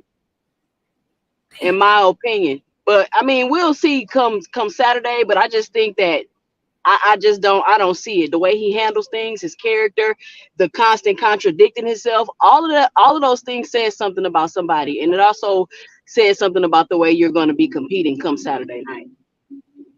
Damn. Okay, well, y'all heard what she said. Let me go to the homie Real Spill Midwest Boxing Talk. You got 2 minutes, man, for your opening statement. Go ahead, bro. Salute, KO. Thank you for having me on, man. Salute to the chat, to the panel. Yes, I'm gonna be brief, man. To me, it's resumes, man. We know Bud's resume, we know EJ's resume. But what I wanna stress to everybody, man, is order this fight. We've been clamoring, we've been pushing for this fight for 2, 3, 4, 5 years.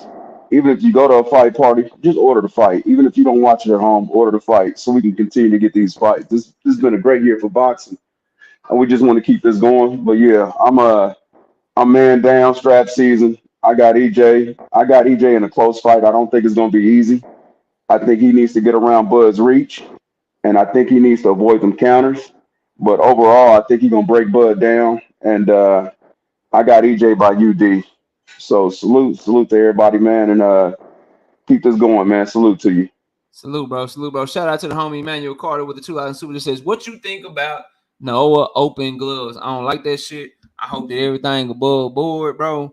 They need to figure that shit out, man. They need to figure that shit out, and hopefully they come to an understanding and an agreement. Like I said, whatever it is that Cool Boy and his team don't like, bro, that they feel like Monster getting away with on his end, bro, when it comes to them hand wraps and shit, bro, you do that shit too. If it's legal over there and they doing that shit, you do that shit too, bro. You don't go in there all above board and shit if you think they doing some shit that's only legal in Japan. Now, the shit that they talking about, that shit legal in Texas too. But as far as the open gloves and the hand wraps and shit, bro, I just hope that it's a fair fight, that it's above board, and that the right man win no matter who it is. Y'all know I picked Monster to win that fight. But whoever win that fight, I just hope that the right person hand is raised. Let me catch this other super chat. Shout out to the homie A1 Hoop Zone coming through heavy with the $5. What he say, bro? What he say? He say, money talk, bullshit walk. You know who I'm rocking with. Let's get it. He already got. I'm assuming he trying to bet you niggas in here, so he already got a $500 bet. I will hold people money for bets, but I do charge 10%. So just so y'all know. Shout out to Havaya who with the $2 super sticker.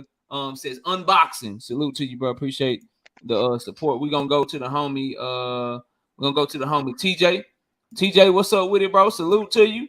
Hope all is well. What you got for us, TJ? Yo, knockout, man. It's been a hot minute. How you been? Yeah, I know good? TJ, like I'm just here for the boxing. I ain't here for all that other shit knockout. So, but I got you, bro. Yeah, it's been a minute, man. I'm always watching the videos, man. Yo, you know I love these fights. Yo, all is good, man. Listen, go ahead.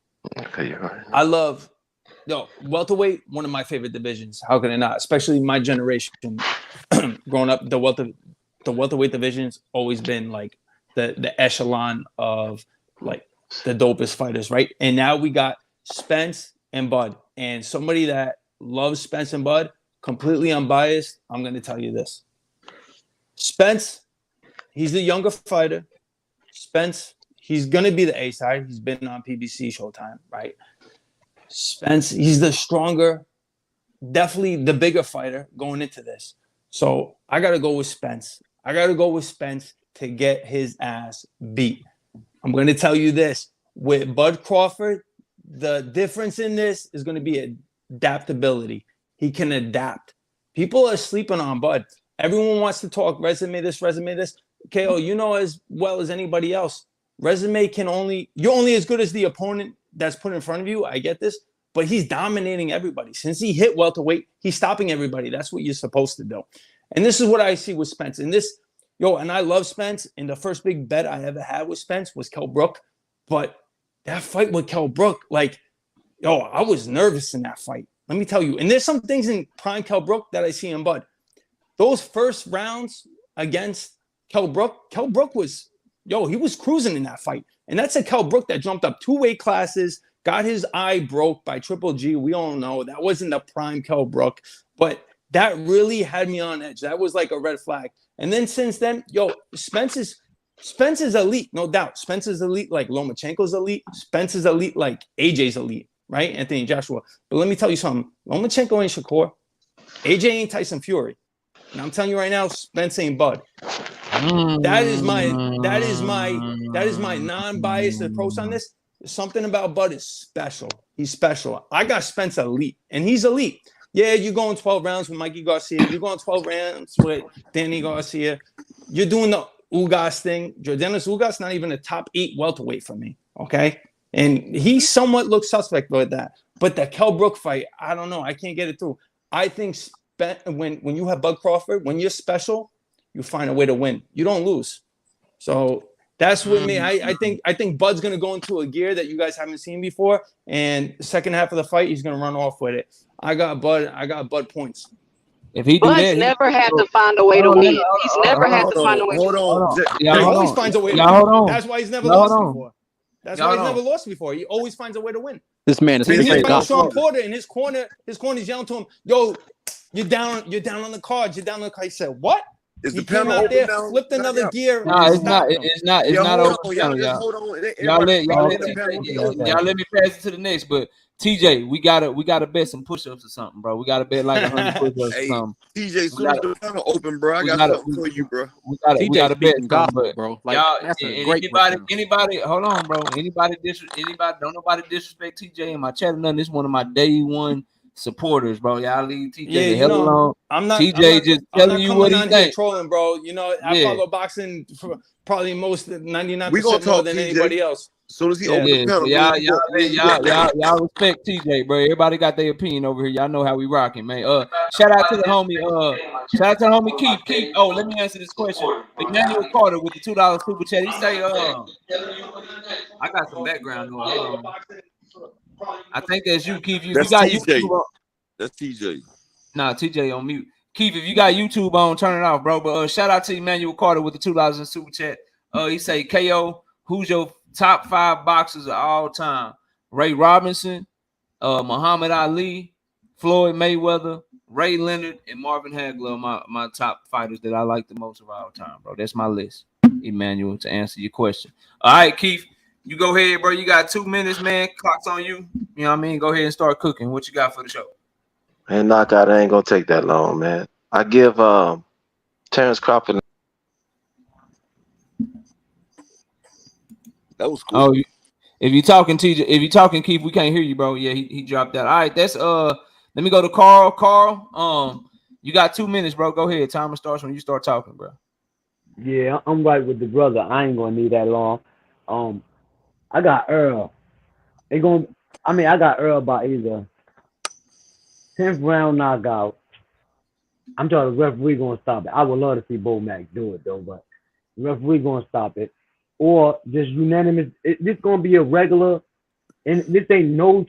I just think Terence Crawford, he ain't too small because I don't want to just run with that because everybody's saying that, but he's too small. This fight right here is just going to show how great Errol Spence is. Terence Crawford is not, he had his time. Terence Crawford ain't on Errol Spence level. I looked at, I just want to say one thing though. I looked at the the Danny Garcia and Errol Spence fight. Go look at that. If anybody wants to see any of the skills that Errol Spence really could show, and Danny Garcia is one of the best counterpunchers. If anybody want to see some skills out of Errol Spence that we've been yearning to see a little bit, just go look at the Danny Garcia fight and go look at the Lamont Peterson fight. So I just want to say, I got just a regular Errol Spence fight to me. I've been saying it. This ain't nothing new that I came up with. I've been saying it for years now. I think Errol Spence gonna beat Terence Crawford more easier than people think, and that's how I see it. Already, all right, man. That is everybody. The panel is now open. Let's be grown men. Okay. Don't insult each other. Just talk y'all shit. Have fun with it. And I got TJ repping for Bud. I got Ronnie repping for Bud. I would love to have someone else. Bud Crawford is supposed to have a lot of fans. He's supposed to have a lot of people riding with him. I got one spot open. I would love for somebody that believes Bud Crawford is going to win this fight or a Bud Crawford fan. I would love them to hop up on the panel and give us their breakdown and why they got Bud win. But the panel is open, man. Y'all go ahead, talk. Hey TJ, this one thing. I mean, I heard your assessment and everything, and you said you watched boxing for how many years? See, that's how somebody watch boxing and somebody that see boxing. See, I don't just watch boxing, I see boxing. I look at it, I study it, I analyze it, break it down. You said Earl is like AJ, but he's no Tyson Fury. And you said he's no Shakur. First off, brother, if you watch boxing as long as you said, if you are a keen eye, you will see that Errol Spence has all the tools Bud has and some. Errol Spence has better feet than Bud. Errol Spence has never had a opponent get away from him. He can cut off the ring. You could turn tail and try to run from Errol Spence, and he will still hawk you down. Errol Spence has an elusive jab, which Bud is not privy to, which Kell Brooks swole Bud up with in less than 3 rounds. Earl has a more prolific, stronger, quicker jab than Kell Brooks. Errol Spence also has a vicious body attack, which we've seen Jose Benavidez hit Bud with the 3rd round. Keep that thought, Upper. But I got a member. I'm here for boxing, and for some reason, when people have been members for more than 1 month, it don't pop up on my stream yard. But I'm here for boxing. Rejoined up to the channel for 4 months. And he says Bud was getting beat by Kell in those first couple of rounds, and Kell was broken. Spence fought Kell in his first title fight. Okay, Upper, go ahead, bro. I just wanted to make sure I acknowledge I'm here for boxing. My bad, I'm here for boxing. The shit, it didn't pop up on my stream, y'all, bro. I looked over on my YouTube and saw that. So my bad, bro. But salute to you, man, and thanks for continuing to be a member to the channel. Go ahead, Upper. You got it, and bro. Then you say Earl fought a washed Kell Brook. No, Kell Brook was still. I never said that. You say a broken Kell Brook. Yeah, that's what you said, a broken Kell Brook. By my calculations, Kell Brook was fixed. He had his eye was fixed, and Earl broke the opposite eye. Kell Brook came down. He had 9 months to heal when the orbital only takes 6 weeks. And Kell Brook was in great shape. He was the favorite. And Kell Brook came out there and he showed his skill. He was the welterweight that everybody really was ducking. They didn't want to see Kell Brook because he was a big, strong welterweight who had great fundamentals. Earl went over there. Earl had to dig deep after the 6th round. Earl had to ask himself who he was, and he showed who he was. Bud hasn't been put in that situation where he has to dig deep. It's levels to boxing. And if you don't put yourself in the fire and force yourself to prestige, and when I say prestige, that's when you get to the highest of your level, then you break through and you start back and you build it back up to the ceiling, then you break through again. Bud hasn't had to do that. He hasn't had the competition. If you look at Jamel Charlo came over to Derrick James. He became a better fighter, but he still had flaws. Tony Harrison beat him the first fight. Second fight, he washed him. Brian Castano beat him the first fight. Second fight, he washed him. Each fight, Jamel Charlo became a better fighter.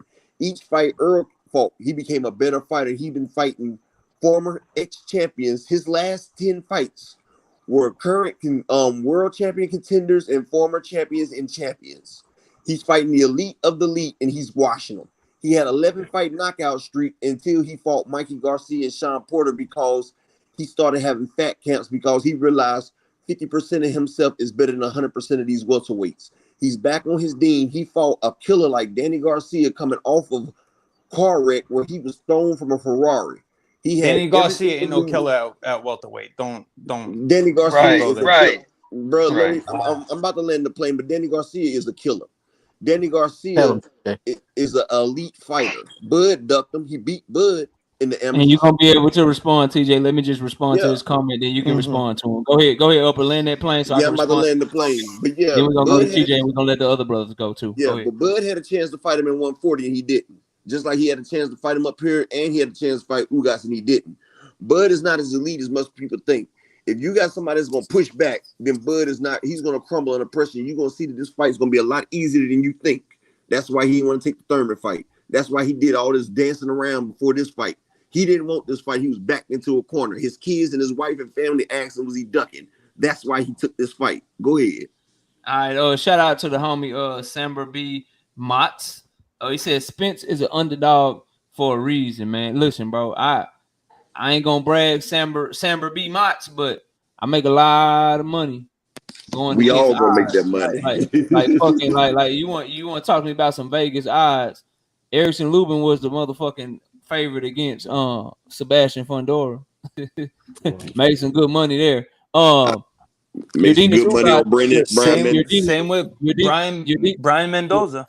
Brian Mendoza made that good money. Urdinas Ugas was the favorite, was the underdog to Manny Pacquiao. Made a lot of money there. They just bought up another good one. Saturday. They just made, hold on, Saturday. Upper, hold on, bro. I got it. I also they just bought up another good one. Brian Mendoza versus Jason Rosario. I made a lot of good money on that one too, bro. So miss me with the whole, this Pandora. Is this and that. Like, bro, I don't even let me tell y'all something else too when you breaking down and predicting fights. If you really trying to like bet on them or if you got a channel and shit, don't look at the odds until after you make your pick. Because if you look at the odds first, it can sway your pick and it can sway what you think you see in the ring. And that's how a lot of people miss out on a lot of money. Oh, I had the upset, but I just couldn't believe that they had them at this or they had them at that. Bro, you study, you look at your pick. You're gonna get something wrong, you're gonna get something right, but you study, you look at what you believe, and then you make your pick, and then you go bet based off what you think is gonna happen. You never place a bet based off of just the odds alone. You're gonna lose a lot of money that way. All right, TJ, you heard what Upper said, bro. Go ahead and respond to him real quick. Before he go, let me say apologies to everybody that I gave Maxie Hughes to people, because I've been on a hot streak and I gave everybody Maxie Hughes. I thought he was gonna get it, but I didn't know he was gonna get robbed like that. Yeah, hey, he won that fight 8-4. Hey, TJ, you remember this one too, TJ? Fucking Kalnaki a few weeks ago when I told y'all Joe Mono was gonna beat Cal. I don't want to talk about Kalnaki, man. Kalnaki ain't nothing. These low-level heavyweight fights, don't ever bet a low-level heavyweight fight. Oh no, Kalnaki ain't been nothing since he done got hit twice by Yeah, but let TJ go, and we got 9 other people over here. We got to get to them too. TJ, go ahead, bro. Go ahead and respond to him, bro. Listen, first of all, everything you said was true. Spence got the better resume. You can't even argue that. Spence got the better resume, at 147. I'm going off of what my eye sees, right? That's what you're going to do. Because first of all, second of all, these odds are dead even. So, yeah, Bud's a slight favorite, but very slight. These odds are dead even.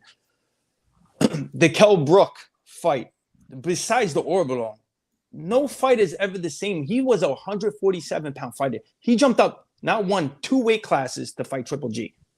So he went up to 160, took a beating, and then had to cut all that weight to come back to 147. So let me say this. Kell Brook was not the same Kell Brook that fought and beat Sean Porter, right? That was not the same Kell Brook that Spence fought. So when I bring up the Spence Kell Brook fight, that's when my eyes going off of.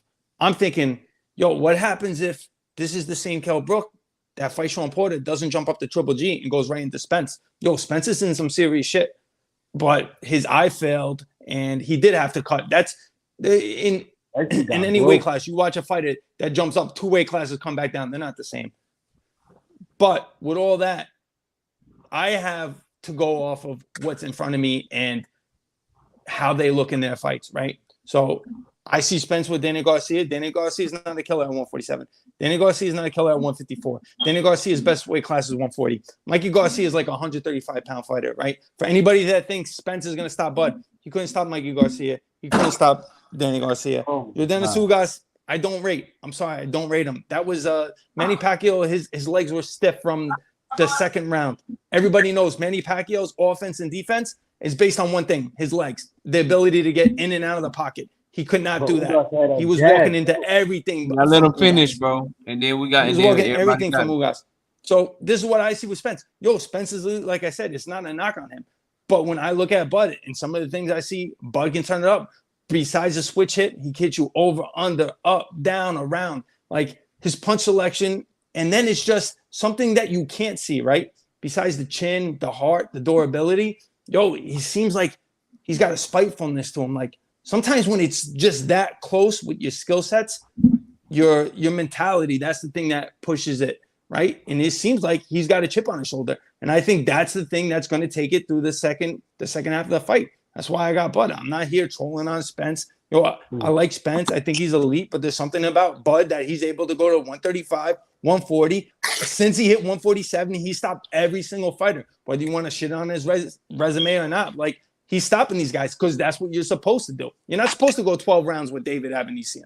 You're not supposed to go 12 rounds with Green Machine. You know, would he go 12 rounds with Danny Garcia? Come on. Would he go 12 rounds with Mikey Garcia?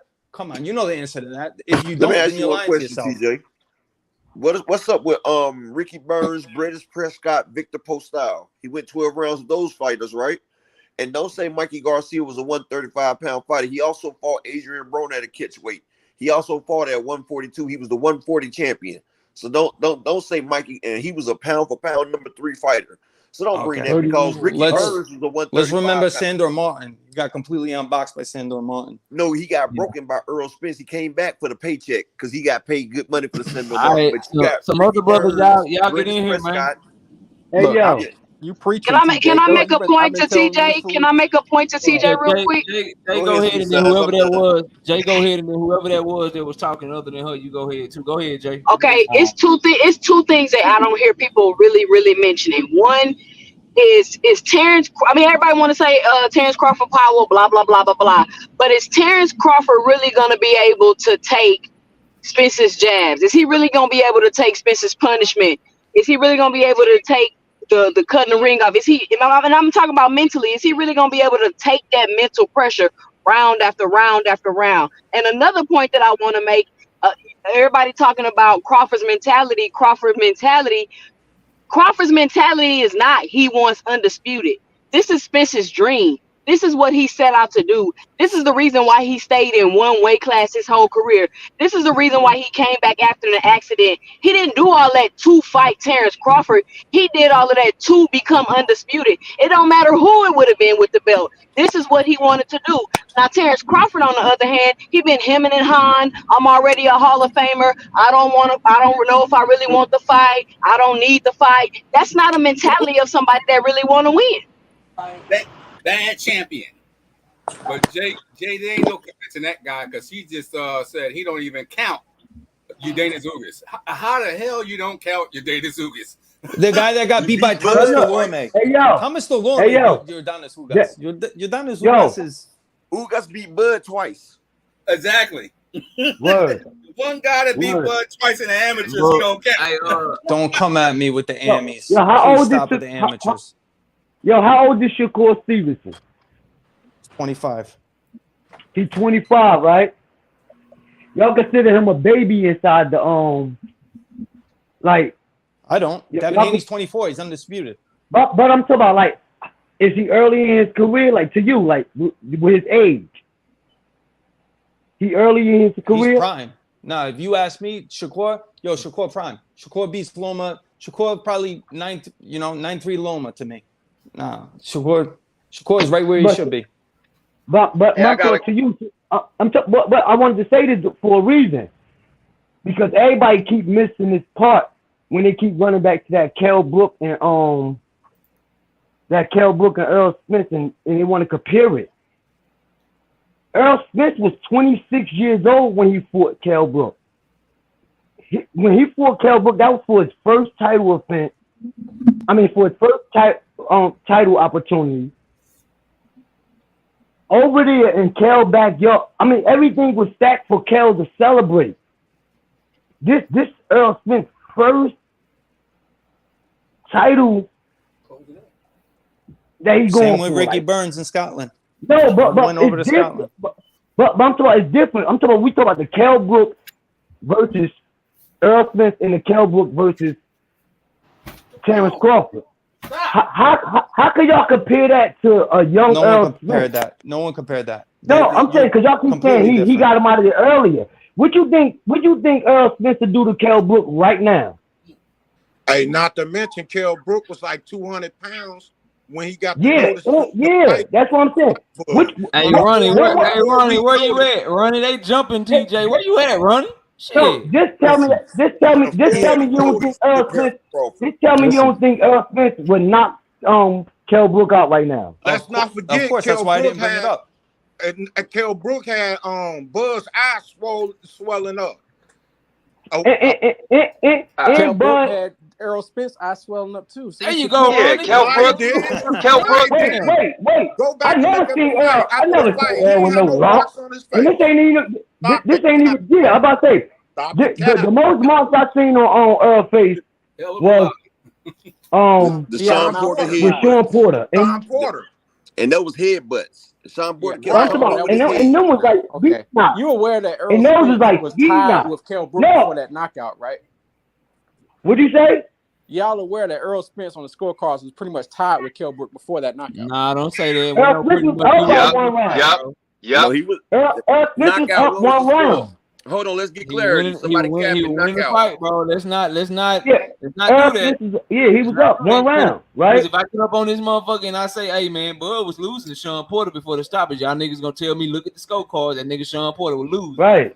So look at them goddamn scorecards. Errol Spence was winning on the scorecards. Yeah, but Styles makes fights. So if you said that, I would tell you to go back and watch the fight and see what actually tactically happened during the fight and tell you what Bud was doing.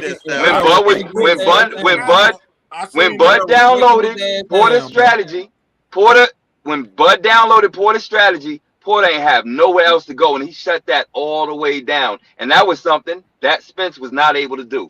So let me ask y'all this. Everybody hold on a second. Hold on, y'all. Everybody hold on a second. Shout out Big Dog Willie. Hashtag TWT with $2 in super chat. He say salute KO and all the Devin Haney cult members. Bro, we ain't talking about Devin today, Big Dog. Damn, Big Dog. We got 530 people in here talking about the biggest fight in boxing, and you gonna throw a shot at Devin, man. Come on, we ain't doing that shit today, man. Hey, that's how cold Devin is. So let me see what you did. See what you did, Big Dog. This man got to come up, Big Dog Willie. That's right. See what you did, Big Dog. I'm gonna let you make it today, Big Dog. Talk about it. That's right. I'm gonna let you make it, bro. We ain't talking about no Devin today, bro. Y'all go ahead, bro. I'm gonna let you make it.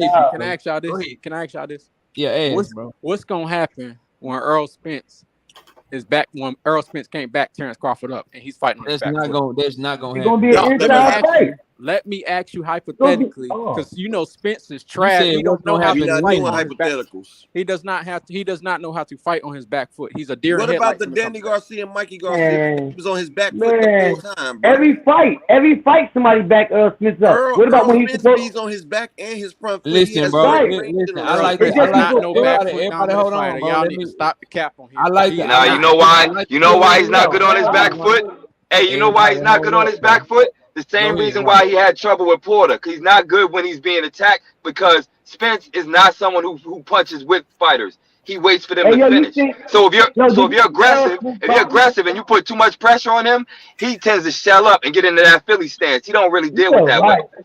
Okay, You now it's seen my it one now. time. Let me answer the question. Carl, hold on, bro. Let me Alright. answer the question, bro. So, with that being said, you gonna have to convince me that I even need to answer that question, Ronnie, because I'm watching motherfucking Sean Porter put Bud Crawford on his back foot the whole fucking night. So I'll be damned if you gonna make me believe that Bud Crawford is about to have. Can I respond to that? Was Can I Sean respond Porter to not that? backing Earl Spence? Can I Y'all got me respond to fucked that? Gonna up. say that? You're not gonna Can I respond to that? He's talking. Because there's a great analyst that I saw that had a split screen of that same fight, because people like to always say, oh, Porter wasn't the same, but it was the same strategy. And we're talking about styles make fights. Even if Porter wasn't 100%, if he was 80%, he was fighting the same way, using the same entry points, the same like almost peekaboo style where he tries to rush in, and Bud the whole time was turning him ole the whole fight. It was a completely different fight. Meanwhile, Spence got dinged on the whole fight and came out with a whole different side of his face. Number But one, Earl got Spence was hit, people but are, toe to he hold toe on, with. bro. was pushing his Everybody be so quick to jump. Hold on, bro. Hold on. Everybody be so goddamn quick to jump. Let me talk on my own shit. So I hear what you're saying, bro. But it ain't people that saying Porter ain't the same shit. Porter said he wasn't the same. So that would be my response to that. Number two, styles do not make fights, bro. Like Oh, y'all I never heard that. gotta stop coming up here I saying never that heard shit. that. I Styles never don't heard make that. fights, bro. At He all. was Like that's just some crazy. shit. You just repeating some shit that you heard, bro. Because Styles make fights. at the end of the day, homie, if Styles made fight, there will be one style that reigns supreme over every other style. Every motherfucker in boxing will fight a certain way because that style is better than the other. But there is No, a reason that you can go to certain fights, bro, and you can see a pressure fighter beat up a fucking boxer. There is reason that you can go to other fights and see a boxer make a pressure fighter look stupid. So styles don't make fights, bro. It's the fighter that can impose their style on the fight. So if that boxer is able if to I can use answer that, I never heard anyone say styles don't make fights. Let me finish Okay, talking, and then you can answer, bro. okay, yep. There's a boxer. If what you're saying is true, then you wouldn't be able to point to boxers being able to outbox pressure fighters. You can point to boxers using lateral movement. You can point to boxers being able to use their jab, keep their distance, and then outboxing the pressure fighter where the pressure fighter can't plant his foot and he can't do shit with the boxer. Then there are other things that you can turn to where you can see the pressure fighter able to corner the boxer, able to put the boxer against the ropes, able to cut the ring off on him, get his feet planted, wear him out, stop him, and beat that boxer's ass. So when you come up and you repeat shit like Styles makes fights and shit, bro, I'm not one of these casual like fans that you talking to, bro. That shit is just something that people say to sound like they know what they talking about, when in reality, styles don't make fights, bro. The person that can impose their style is what will make the fight, and it'll always be that way, bro. Now you can go ahead and respond. Okay. Oh, so okay, wait. So then, so if I can respond now, and then I got a slight question I'll throw in there. If styles don't make fights, what does make fights? Power. So, and I was in an example I would use, and this is probably not a good example, not because it's not a good example. It's probably not a good example because people just gonna start arguing with it. But if we talking about Fury versus Wilder, to me, that's the perfect example of how styles make fights, where you have someone who has power and has a punch that should be able to win that fight, but can't win the fight because of not being able to deliver that power. So styles does make fights. The reason here, and here's the biggest one: styles makes fights because the fights are determined. Fights are determined. If anything, yeah, it's about will, it's about all that, but the mind is more powerful than the fist, bro. He's talking to me, bro. Let him finish talking. I feel like the mind is more powerful than the fist. Otherwise, we would be in the cage and the gorilla would be out here buying a ticket to come see us. But because intelligence rules, and that's what boxing is, bro. That's what the science is about. Like, if you know what I mean, if we talking about pugilism, right? That's why styles make fights. All right, so my response, I explained to you why styles don't make fights when I told you why, but I'll tell you again. So you gave me the Tyson Fury and Deontay Wilder example. Their styles didn't make the fight. The fact that Tyson Fury was able to say, you know what, I'm bigger than you. You know what, I'm stronger than you. So I'm going to lean on you. I'm going to lean on you to get you tired. I'm not going to give you room to get your right hand off, and then I'm going to beat you up and wear you down that way.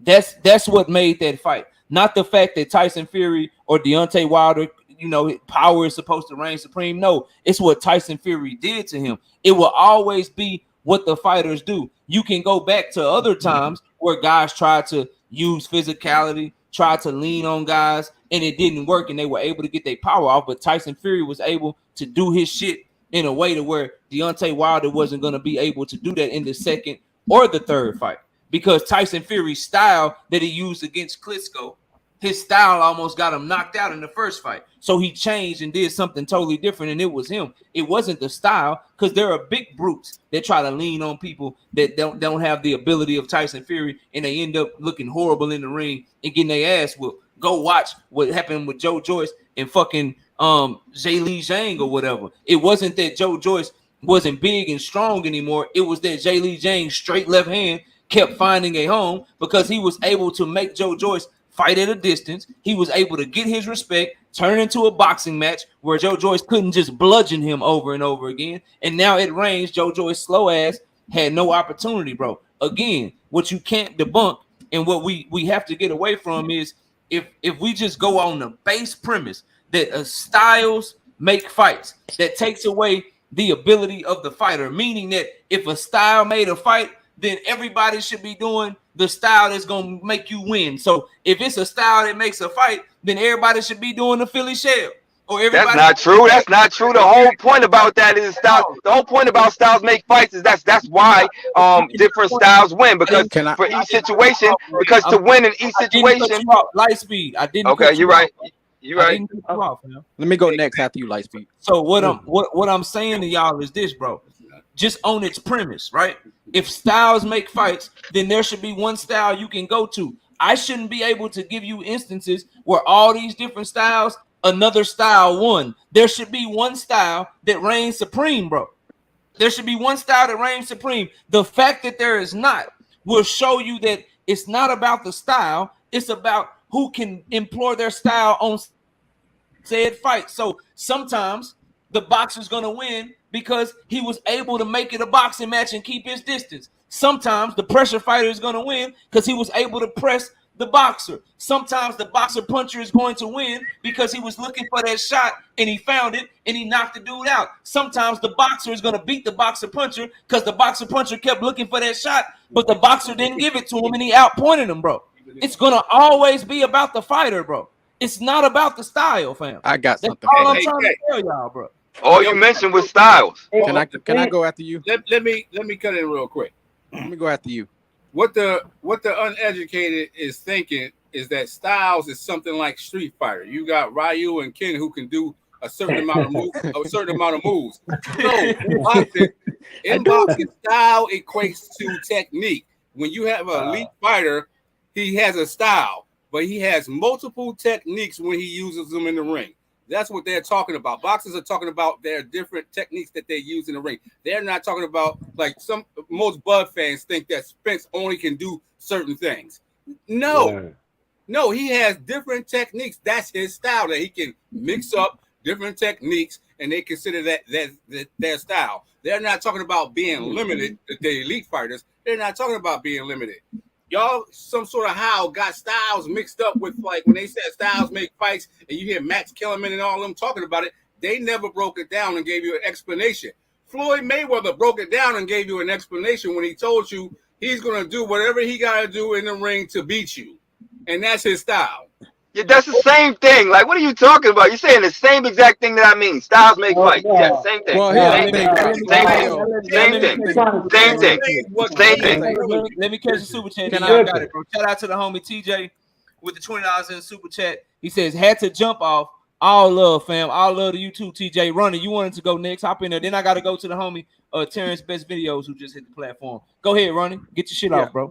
Yeah, I mean, I definitely appreciate your little soliloquy, how you explained that and everything, and it sounds great. And I definitely understand you put a lot of thought into that, and it's great. But I think you're taking it a little too literal when it comes to that, because we all know it's dependent on the level of fighter. Like, that's a given. So, like, a C-level pressure fighter isn't going to beat an A-level out fighter. Like, a B-level fighter is not going to beat an A-level pressure fighter. Like, it just depends on the level of the fighter. We already know that. So when we say styles make fights, that doesn't mean that a C-level opponent, this C-level style here is going to beat this A-level style here, and this A-level style here won't beat this B-level style here. It's just dependent on the fighter. Like, I think we know that. I just think you're taking a little too literal when it comes to that. Nah, y'all, people just don't explain themselves. So, for instance, we know what Earl style is. We know what Bud style is, right?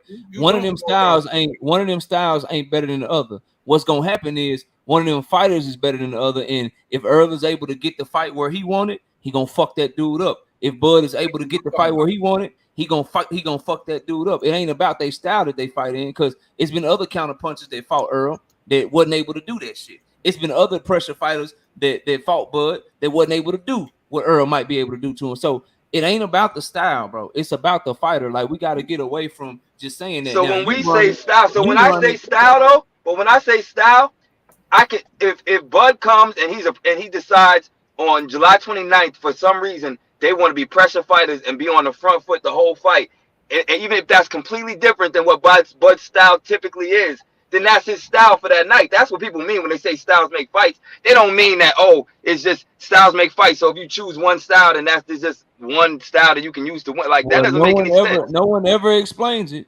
Well, Bud has many styles. Everyone that I've ever talked to, they tell me style make fights. That's why I got him.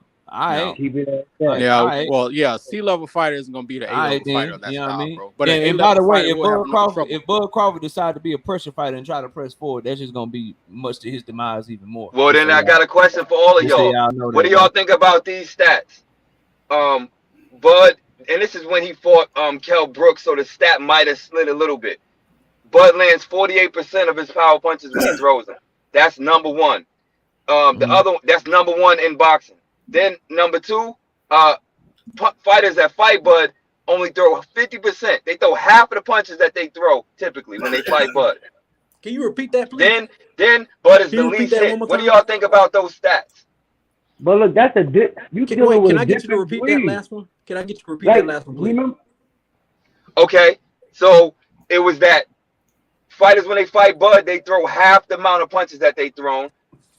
Two is that Bud is the least hit fighter, and then the other one was that Bud lands 48% of his power punches, which is at that time was the most in boxing. Wow, that just kills all y'all damn arguments for the last 2 weeks, don't it? No, because he's talking about when Bud fought Kell Brook. Since fighting Kell Brook, he has slipped down to 46%. Tank Davis is number one at 47.7. Shakur is number two at 47.2. Loma's number 3 at 46.6. Badu Jack is number 4 at 46.3. Terence Crawford is number 5 at 46.2. Spence is rounding up right at number 10, right up under Crawford, 1% difference, 45.2%. I would say that yes, Bud Crawford, bro, he is great at that. But who did you do it against? It's easy to decrease the work rate of guys that are lesser than you. It is easy to have a high connect percentage against guys that do not belong in the ring with you. Well, can he do that to someone the level of Errol Spence? I say fuck no. Well, KO, everybody in the welterweight division is below him though. So it's just like, what are we saying? Like, you say what? I said everybody in the welterweight division. I ain't hear you say it again, bro. I said everybody in the welterweight division will be the underdog against him, no matter who they are going in the ring with him. So what is he supposed to do? I mean, it's a difference. Errol Spence is an underdog. It's a difference between being an underdog and feeling like the person that you in the ring with ain't got no shot. For instance, right? If Tank Davis fights Ryan Garcia, or if he fights Chris Colbert next, right? He will be a favorite over Chris Colbert. If Tank Davis also fights Regis Prograis or Devin Haney or Shakur Stevenson next, or Teofimo Lopez next, he'll probably still be a favorite in those fights. But those will be fights where people feel like the opposition has a chance to beat him. Terrence Bud Crawford is a favorite over Mean Machine. He's also the favorite over Errol Spence Jr. But the difference is, no one thought Mean Machine had a chance to beat him. People know that Errol Spence has a chance to beat him. So it's one thing when you're a favorite. It's another thing when you fighting people that ain't got no chance to beat you. People thought Porter was going to beat Crawford. Some Porter people was out of pick, his yeah, thing. Check this out. yeah, People thought Porter was gonna beat Earl. yeah. Crawford has Yeah, but 11 more to wins his than point, Earl. no, to his Hold on point, 1 second. if I'm you're just gonna say supposed to one beat thing real quick, somebody, bro. but Check Crawford this wasn't out, supposed to beat bro. Porter. Bro, look. He Check was this still out. he was still picked by most people to beat Porter though. Crawford has look, 11 And that was more wins than and look, Spence. Porter was a good fight. It was a competitive fight. Bud got the stoppage. Kenny Porter stole the moment from both of those fighters, but Bud did what he did to Porter, and that's it, and that's all. Now, if you want to have a whole conversation, which I don't want to do because this fight is made now, we can't disregard the comments of Kenny Porter after the fight. We can't disregard the comments of Sean Porter after the fight. People get mad when they like. You can't get mad when they're the ones saying, when you hear Sean Porter say, "I didn't train as hard for Bud as I did for Earl." You can't get All mad. right, but then y'all okay? So then I'll You take can't get mad everything you said. at the shit You that Kenny also Porter said, and Bro, Sean let him Porter say, bro. finish. all right, You can't get mad. You can't get mad at what they say, bro. It just is what it is. This will be a great win for Bud if he's able to win. I just don't think he got it in him, bro. I think y'all are overestimating the fuck out of him, and this is the wrong person to be in the ring with, bro. His style is all bad for Bud, and I broke it down earlier in this video. But let me get Terrence in here because Terrence been quiet. Terrence, what's up, bro? Yeah, what up, knockout? Chilling, bro. Chilling. Quickly, What's good? first and foremost, I mean, how can we give credit to Sean and his dad for their comments after a fight that they lost, bro? I mean, that's just ridiculous. Have you ever known? See, bro, this is my thing with y'all, bro. And I Let really me, have you ever known? that's not even the main Sean point. Porter? Have you ever known Sean Porter and Kenny Porter to be liars, bro? Well, they're capping on this one. I don't No, believe but them. I'm No, saying, bro, you they accusing people. capping on You're this one. accusing people of lying when they have He not was lied in to the you, bro. best shape of his life, and he just got Who his. was? He wanted to fight, bro.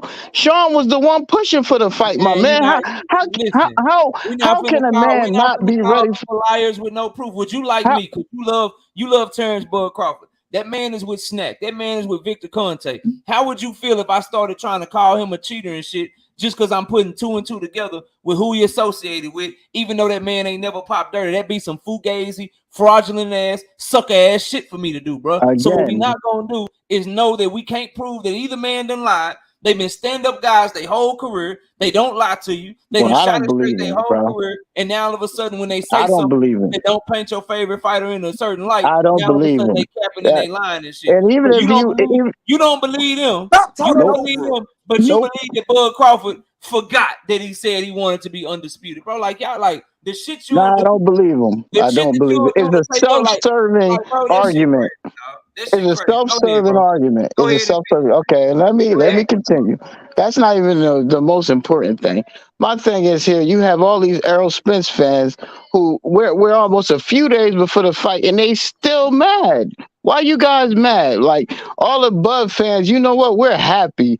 We're content right now. You know why we're happy and content? We don't have no problems with Errol because once Errol signed that contract and this fight got made, guess what? That's all we wanted. That's all we wanted to see Bud Crawford get his shot to show the world that he's one of the best fighters to ever do it. Hey Terrence, let me ask you That's all we wanted. Let me ask you a couple of rhetorical questions, Terrence.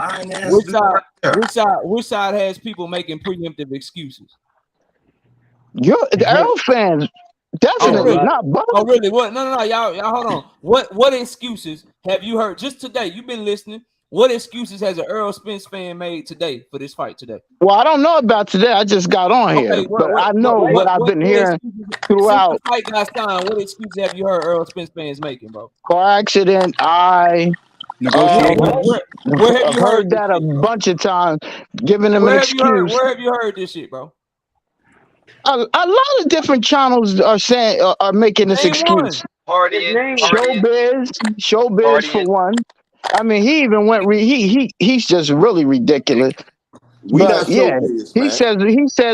He says Bud fans shouldn't even be happy. They should just sit back and watch the fight. What's your thoughts on the Terence Crawford channels making videos about Errol Spence's nipples? What's your thoughts on the Terence Crawford channels? Matter of fact, fuck the channels. What's your thoughts on Bomac saying that he's worried about the fight going to the cards and shit? What's your thoughts on that? Is that an excuse? I mean that's an excuse. Right? I'm saying Bud fans aren't making that excuse. No, but Bud team. his own head. I haven't made one excuse. Fucking trainer, Y'all bro. dudes His own head trainer, bro, is making excuses. Now, what do you think of that? Since you want to get on fans, let's talk about the actual camps. Listen to me. Making excuses, bro?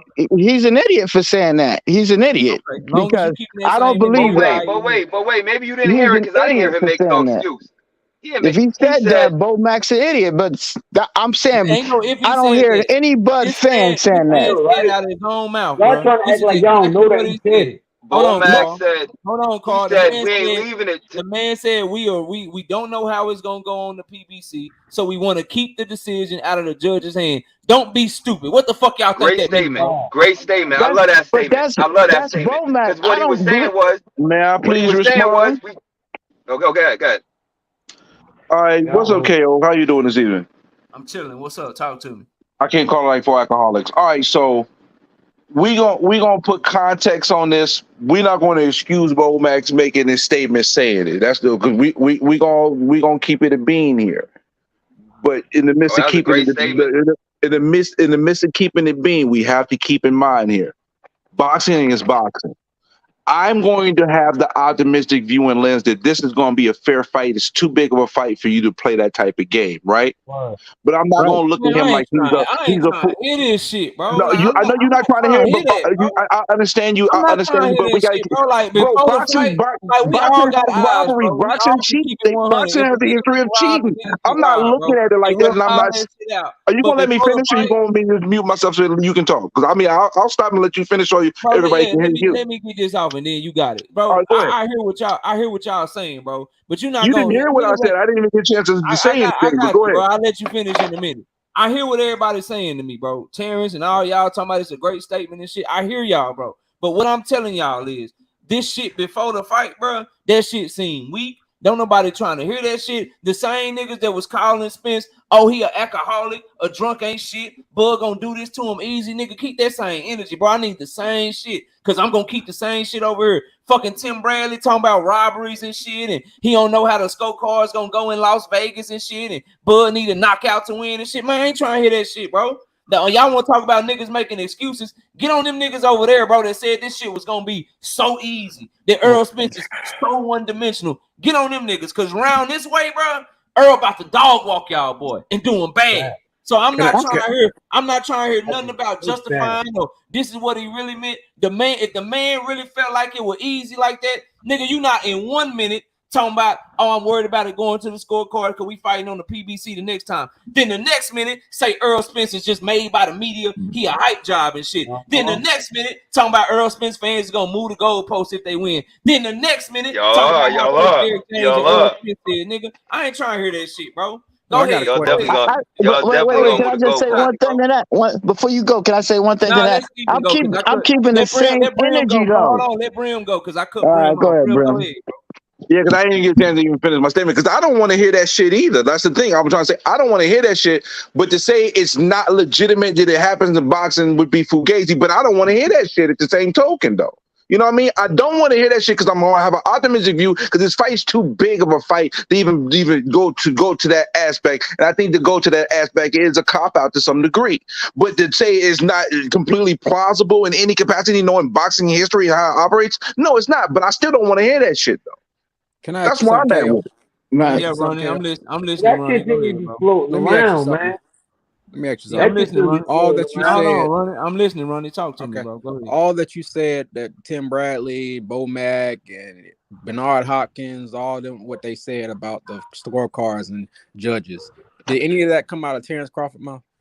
It came. The closest I said, Bo Mac is head trainer. I did a video today on your boy. Go check it out. I said, look, I like what Terence Crawford said because Terence Crawford said, look, I ain't worried about no judge. I ain't worried about no refs. I'm worried about taking care of my business in the ring. That's how all them niggas should be talking. And that should be the only thing you worried about because we gotta cover. We gotta cover all this shit, bro. Bo Mac can't fight for Terence Crawford, bro. Bo Mac can't fight, bro. Bro, got every right to go at Derek James and Derek James say some goofy shit, so he got every right to go at Bo Mac for saying some shit he thinks is goofy. Exactly. Listen, bro, he gonna be in his motherfucking ear. He is head trainer and shit. Right. Listen.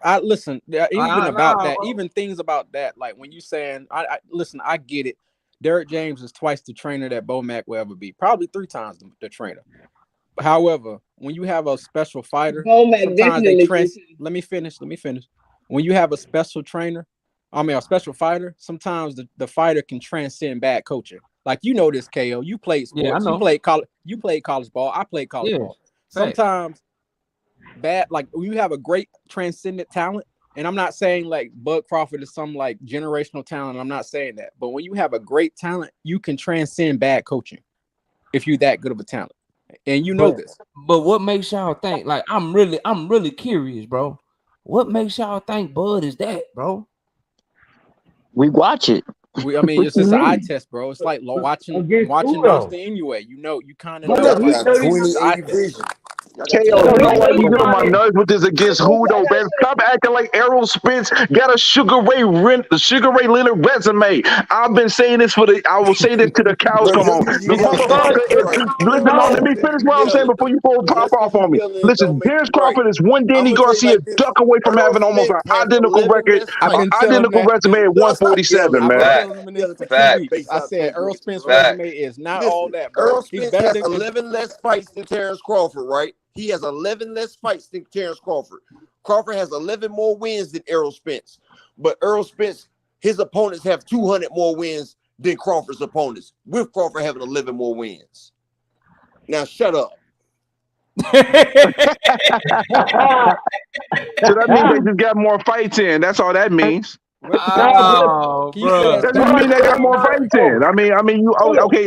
Okay, you know what? I hope Errol Spence, he can carry that resume with him, that he can bring all their records on his back and get in that ring and just pow, right? Fuck out of here. Who gives a shit? We're going to find out if Errol Spence's ability to utilize his jab and do his body work and be on the front foot and actually showing in spurts that he can be able to handle being on the back foot, because I believe Bud is going to use smart pressure to try to offset Errol Spence and to make him lose rhythm. So he has to be on his back foot at times. That's only going to happen in the early part of the fight. That's what I believe. Because to me, Spence is a rhythm fighter. He's like a locomotive train. The more he gets going, the more of a problem that he is. All the words that y'all hearing, man. Y'all use every word that come out. All the new words that come out. Now Spence is a locomotive train. If you don't slow him down, he will run you over. He can run you over. He'll give you a slow beating. KO, I'm about to step down. That's how y'all know y'all. All right, take it easy, bro. Y'all go subscribe to Upper Echelon Sports Bar. Listen, that little stat you had up about the more wins and all that yada yada. Let's not act like Mikey Garcia wasn't most of those wins. Hey, knockout, man, my bad, man. But you got 11 more fights. Man, I just want to say salute to the panel. Let me answer I can't get up into all this arguing. Mikey So I'm Garcia, gonna go ahead and watch in the background, my brother. Hold on 1 second. Let me answer this before I go, bro. Check this out. You talking about Mikey Garcia was most of the fights. You still got 11 more fighters. You have 11 more fighters. Take 5 of them. Errol Spence opponents have 200 plus more wins, and y'all have 180 more losses. Come on, man. They got Can we give up the resume? Like Earl just got a better resume, bro. Can we just move on? His resume is but better, not bro. by much. That's what I'm trying to get y'all. Bro, it's way better. It's way better. Way bro. better. I don't even want to argue with y'all, bro. Let's talk better. about the fight. Oh man, yeah, because he fought so many killers that can move with phenomenal knockout power. He fought all these fleet of foot guys. Come on, man, they both facing each other doing something that neither one is really faced on the highest level. Errol Spence ain't fought nobody that's really good on utilizing their footwork. He's never fought anybody that's really fleet of foot in any capacity. Bro, Julius Indongo, bro. Name a big fight Terence Crawford had in 20. Bud will be a favorite against any of these guys. Indongo ain't Spence. Indongo ain't Spence. This is how bad it is, bro. Yeah. It's so bad that y'all are shitting on Mikey Garcia right now. I'm listening to y'all. Literally shit on Mikey Garcia. When Mikey Garcia is more accomplished and better than anyone that Bud Crawford has ever fought, bro. Well, so Mikey... And so Mikey shouldn't have ducked him then. Why Mikey duck Bud then? How you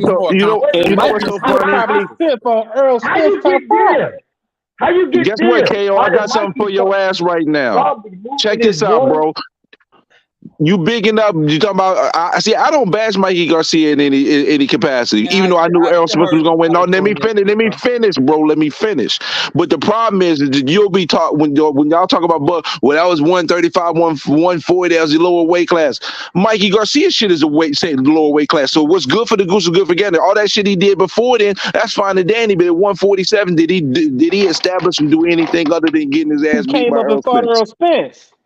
Garcia. I didn't say that Mikey Garcia did anything at 147, but what I am telling you is that Mikey Garcia is better than Yuriorkis Gamboa. He's better than Victor Postol. He's better than Julius Ndongo. I wish we could have found out. Instead he went the other direction, though. Didn't have to chase the names alone. He's better than all of them. That's the resume alone. Mikey Garcia didn't want to fight. All I'm also telling you is that Terence Crawford got his first belt off of Jeff Horn fighting in his hometown. Errol Spence got his first belt off of Kell Brook fighting in Sheffield, England, where Kell Brook is from.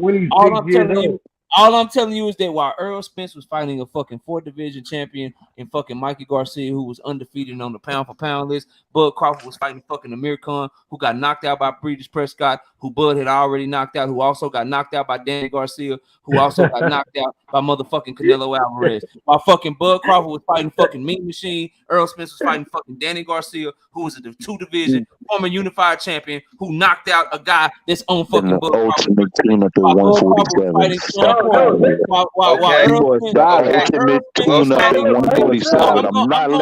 not letting you go to the Pro Bowl, KO.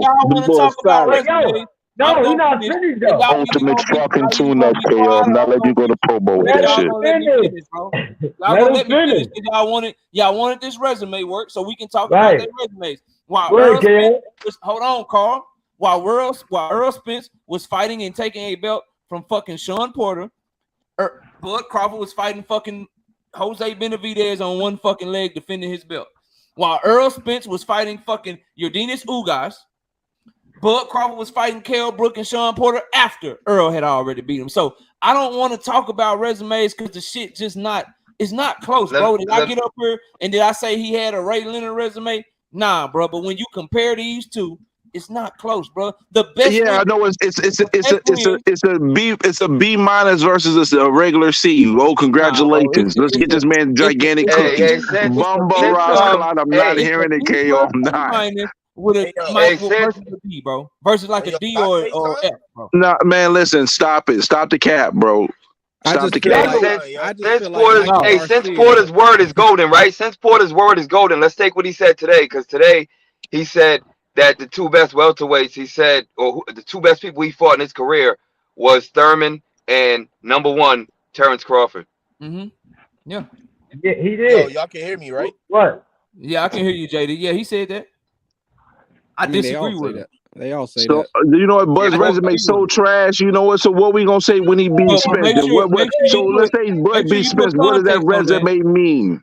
Make sure. Hey, yo, what do Bud career mean? Make sure y'all put context on shit when you come up because he said that. That's his opinion. Rock with it, but also keep in mind that he's very good friends with Keith Thurman and he's very good friends with Bud Crawford too. And Earl is everything that his daddy wanted him to be, but couldn't be. And he really got issues with Earl because his daddy really wished Earl. Okay, Kell Brook said it too.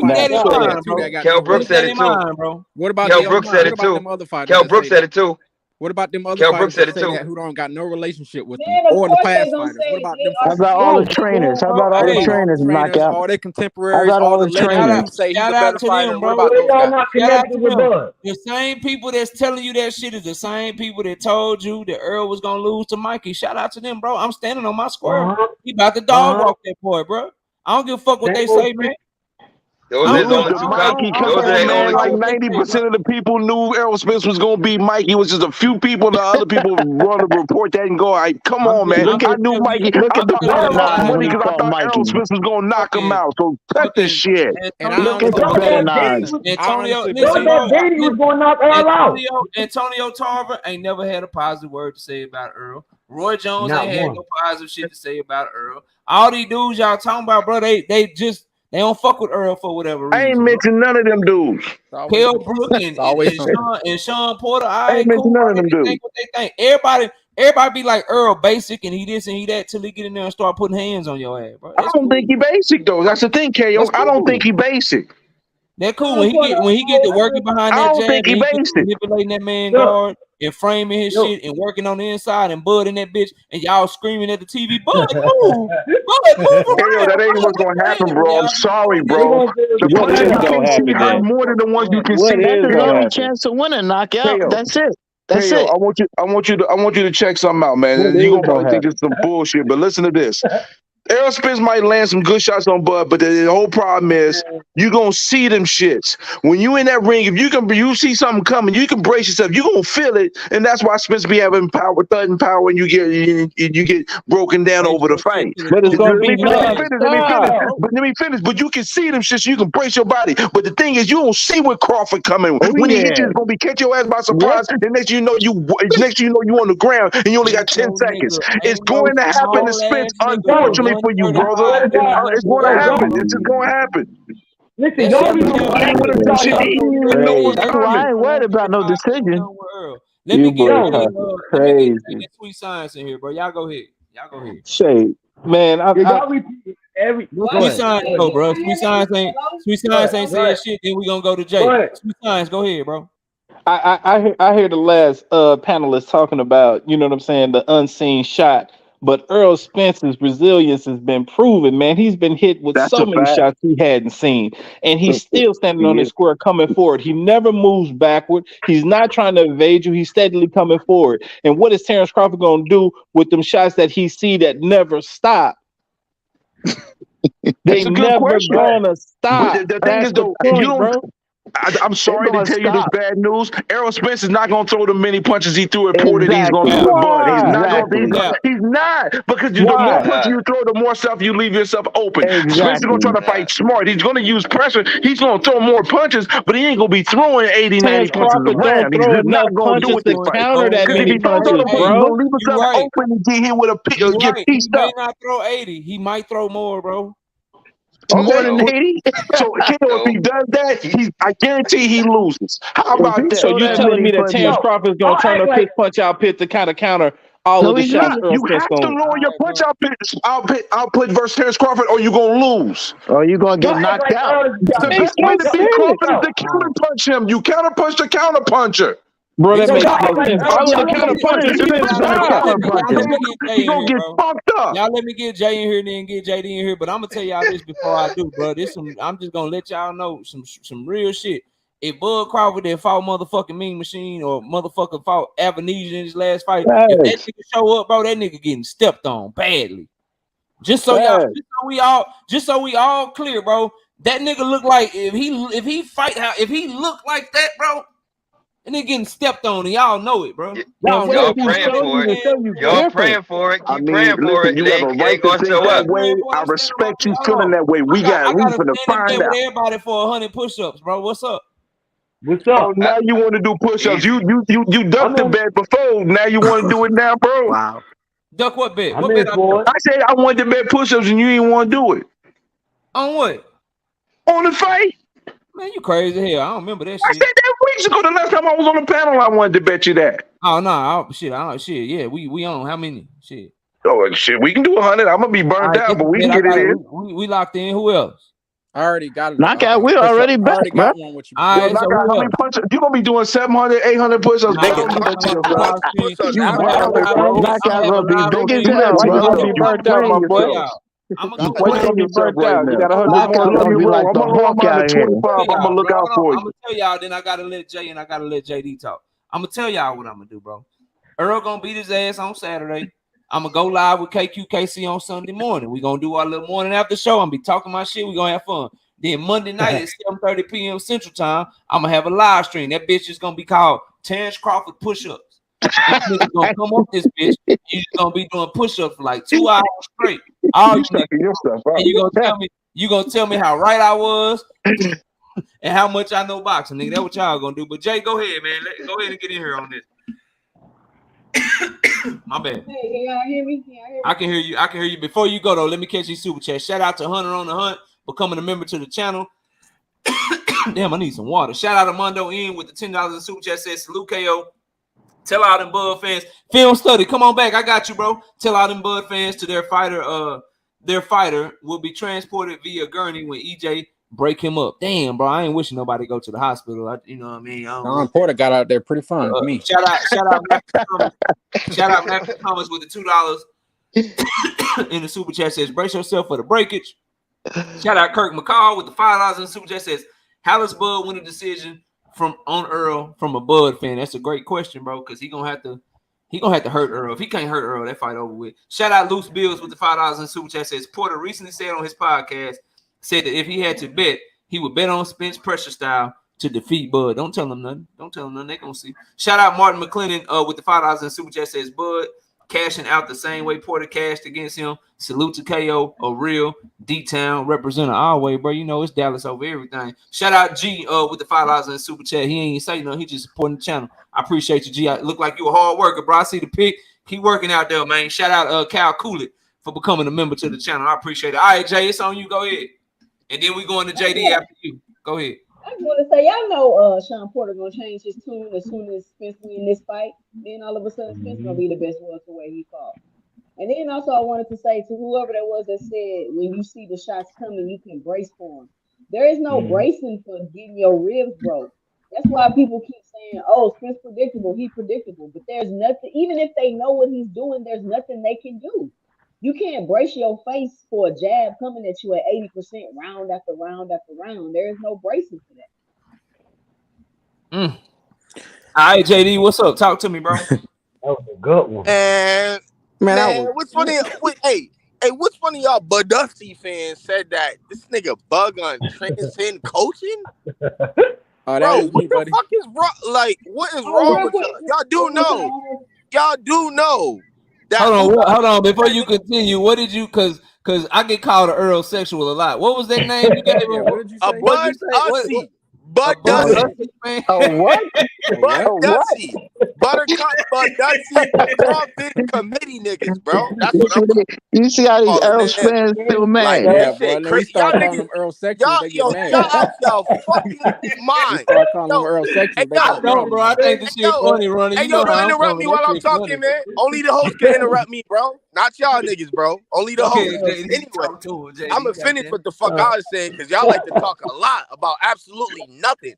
And in fact, y'all niggas said that this nigga Bud is gonna transcend coaching. Y'all do know that Ugas sent that nigga home twice in the Indies, right? Boy, y'all do know Why that. we gonna talk about fights when he's 18 years old? That shit don't matter. Don't interrupt while he talking this real shit, man. Be quiet, my nigga. I don't want to hear you lie no more. I already got Terrence up here. It's bad enough we gotta watch another Terrence and listen to one, bro. I don't need a third one, bro. Let me finish what I was saying, bro. Anyway, right? This nigga Errol is an Olympian. Tell me when the fuck Bud has ever represented this country, let alone Omaha. And we knew about Omaha before Bud. We knew about Texas, though. And we know other fighters that came from Texas that are prolific, right? One of them's undisputed and it's modern. Now, the only thing that Bud is holding on to is the fact that he was undisputed at 140. But guess what? I don't hear that same tune about him going to be twice undisputed. How y'all was saying. First, it was the problem about him making money. So he went and fought Avanesian, what nobody wanted to see. Y'all lied and said he made $10 million, couldn't prove it, right? And now we talking about how he gonna transcend coaching. Like, which one is it? Are y'all on dope, bro? Where is it? I need to know where it is so I can make some money, bro. Hey, they better start yelling at y'all. They better start yelling at your ass. But before y'all start yelling at them, hey, hold on. That was directed hold on, to everybody. me. Hold on, everybody. Hold on, everybody. Before y'all start yelling at them, let me catch a super chat because this shit is funny. It's funny. Crazy. Shout out to Bama. Shout out to Bama Jeff 79 with the $2 super chat. Bama Jeff say, "Why dude steal my shit?" I've been get saying, over it, bro. It's the truth.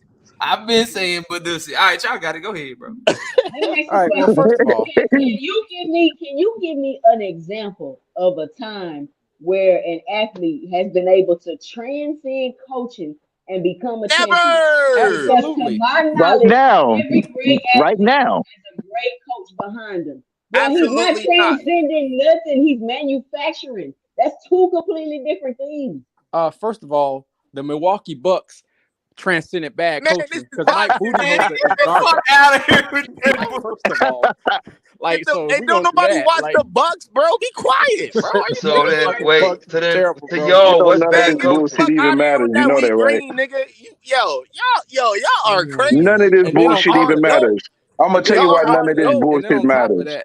like Tell you us can look at why. a fighter Tell us like why it you don't can look matter, at a Brim, fighter and then like let's let go. me go. Ronnie, go ahead. Go ahead, Ronnie. Then Brim, you go ahead. Go Don't ahead, Ronnie. nobody watch the Bucks. Nobody. But you just Ronnie, asked go me ahead, for a Ronnie. situation where they transcended coaching. So there we go. There's one. Two, when you look at a fighter like Andre Ward, Virgil Hunter was not that great of a trainer, bro. When you really look at it, he was not that great of a trainer. He got to a guy really, really early, similar to how Bomac got to Bud. He had him since he was like a very young kid, like 9 to 10 years old, and he groomed it. He was just a father figure in his life. He was not no X's and O's guys. Virgil Hunter never trained nobody else besides Bud Crawford that really amounted to anything. In fact, the guys who went with him lost or looked worse when they went with him. But Andre Ward transcended bad coaching. I'm not saying that Virgil Hunter was a humongously bad coach. Yo, but he wasn't isn't Virgil Hunter a Hall of Fame coach? He is not a great coach, bro. Is he not a Hall of Famer trainer? I don't know if he's in the Hall of I have no idea. Is Virgil Hunter a Hall of Famer? I don't think he's in the Hall of Fame. I don't know, bro. I don't believe he's in the Hall of Fame. If I'm not mistaken, Virgil Hunter. Now, I mean, you said that about Virgil Hunter, but you know he did train Amir Khan from 2012 to 2018. And Amir Khan. And what wins did Amir Khan have? Canelo, right? How many wins did he have? So he trained him from 2012 to 2018. Let's look against it up. great fighters. I'm not talking about against Amir Khan ain't beat no great fighters, bro. Now you want Amir Khan is not great. What's wrong with y'all, yo? He beat Marcos Maidana. He ain't a great fighter, but he beat besides AB. And he was beating the shit out of Canelo before he got knocked out. He beating the living shit out of Canelo. Here we go, bro. Canelo lost his first 5 rounds. Who did Keno beat? Hold on, let me answer the question, bro. He beat Devin Alexander under Virgil. He beat let me see here who else is on. He beat Chris Algieri. He beat Chris Algieri under Virgil. He's a great fighter, huh? And that's really it, bro. Oh, okay, there we go. You proved my point. Thank you. And Virgil Hunter was not that great of a trainer. He went under Virgil, bro. But he had such a great talent underneath him that he transcended coaching. These niggas. He's switching it. Say what? He's switching it. What are you talking bro, we're about? not gonna act like we don't see basketball teams transcend bad coaching, bro. We're not gonna really get up here and act like that, bro. What makes B-Mac a bad coach?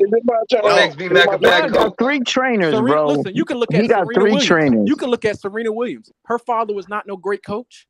Bro, we talking about boxing. Why are we talking about other sports besides boxing, bro? Why is B-Mac a bad coach? Why is he a bad coach though? So that was Jay's question, right? That was Jay's question, and I agree. I've seen people be good enough to transcend bad coaching, but what I will say, and this will be my point that I would make. So yes, great talent can transcend bad coaching or coaching. That was all I had. Or okay coaching, or even good. Like if the coaching is just okay, because I don't think Bomac is bad. I think he okay, bro. Like he all right. You know what I mean? He all right. So yes, transcendent talent can overcome okay coaching or subpar coaching, whatever synonym you want to lose. But here's the real question: can transcendent talent overcome okay coaching when you're going against transcendent talent with great coaching? How do y'all know he's okay?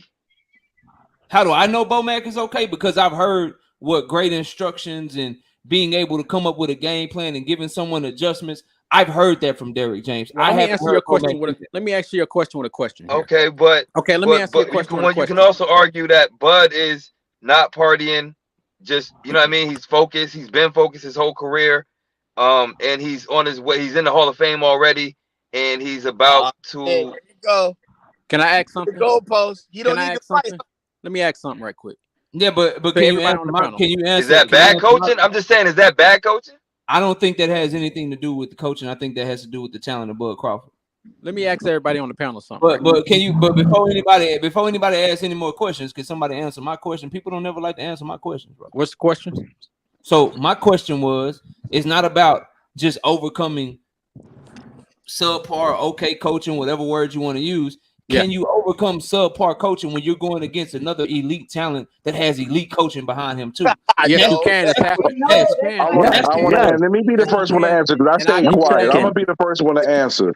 First of all, I personally believe that you're not putting enough respect on his overall team and all the people that's part of that family that work with Terence Crawford. Can I finish? Okay, I'm gonna go ahead. I'm gonna mute myself. Simple. You giving all these. Listen, can I answer the question, or you gonna interrupt me answering it? I can just mute myself. Can I answer the fucking question, and you just listen and be the fuck quiet instead of listening to it respond? Can you please be quiet for a second? Thank you, bro. I'm trying to answer the question. Shut the hell up for a second, so I can answer it, please. Listen, even if you think it's bullshit, let me get my fucking thoughts out, please. Bro, answer the question. You don't have to tell him how to ask you the question. The question. Thank you. I'm answering the question. Dope as usual. The team that surrounds Terence Crawford is not below class, low class.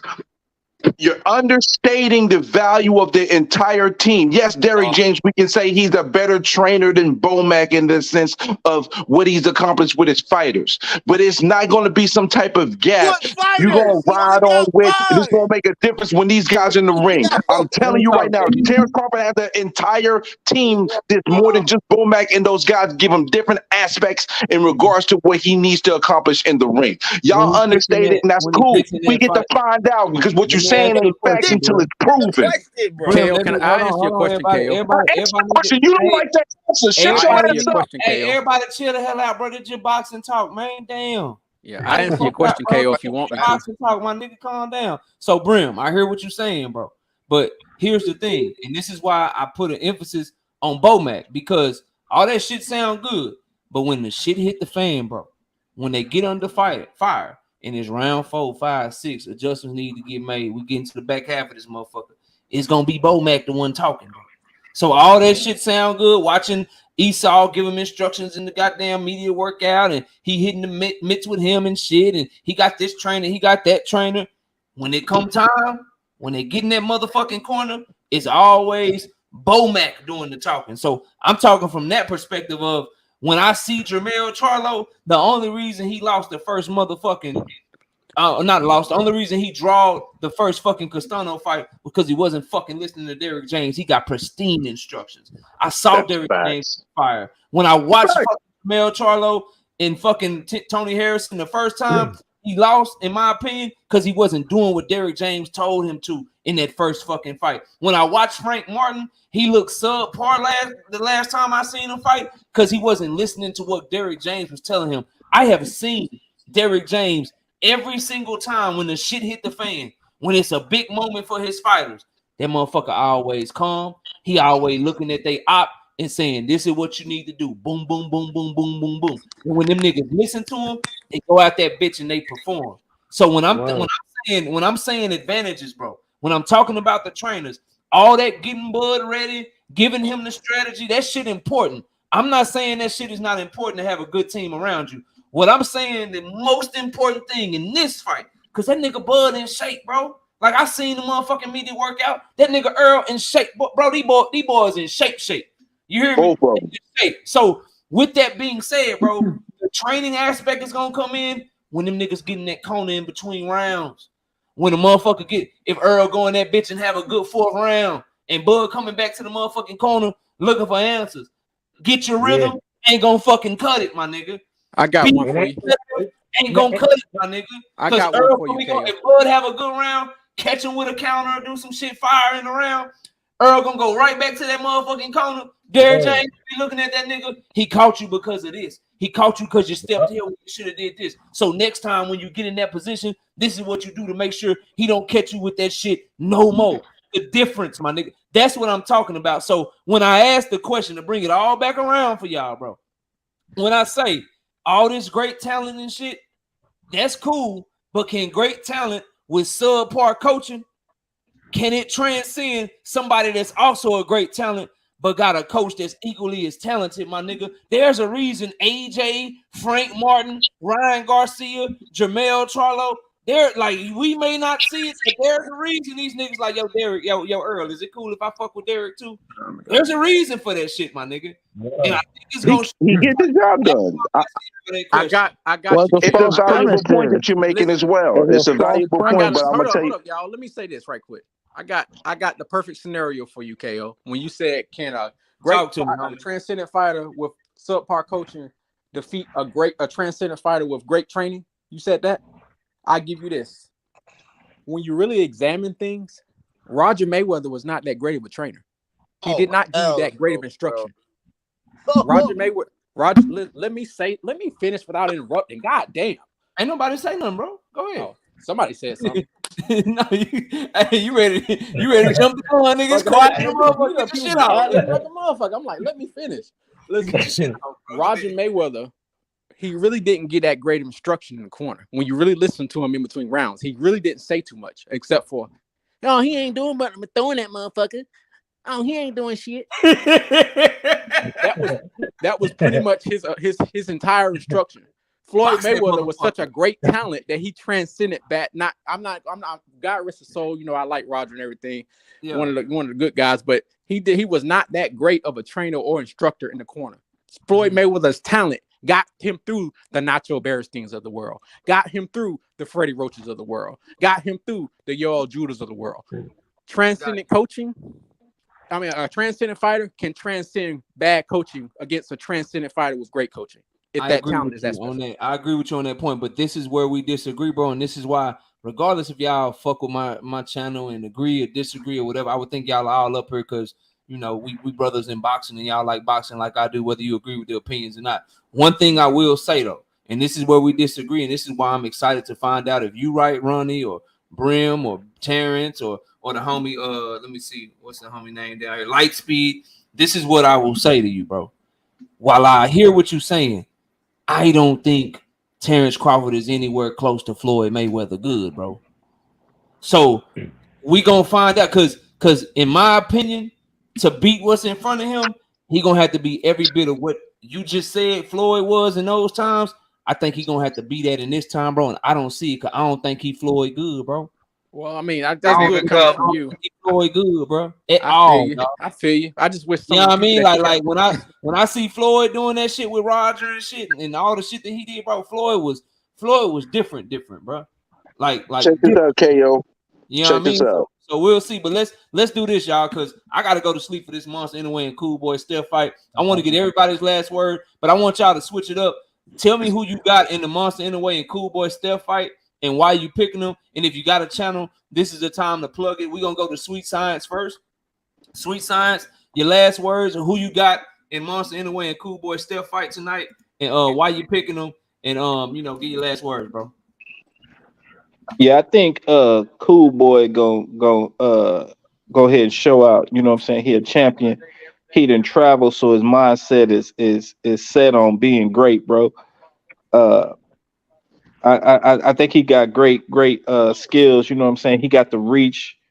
You know what I'm saying? Like, I think Cool Boy taking it.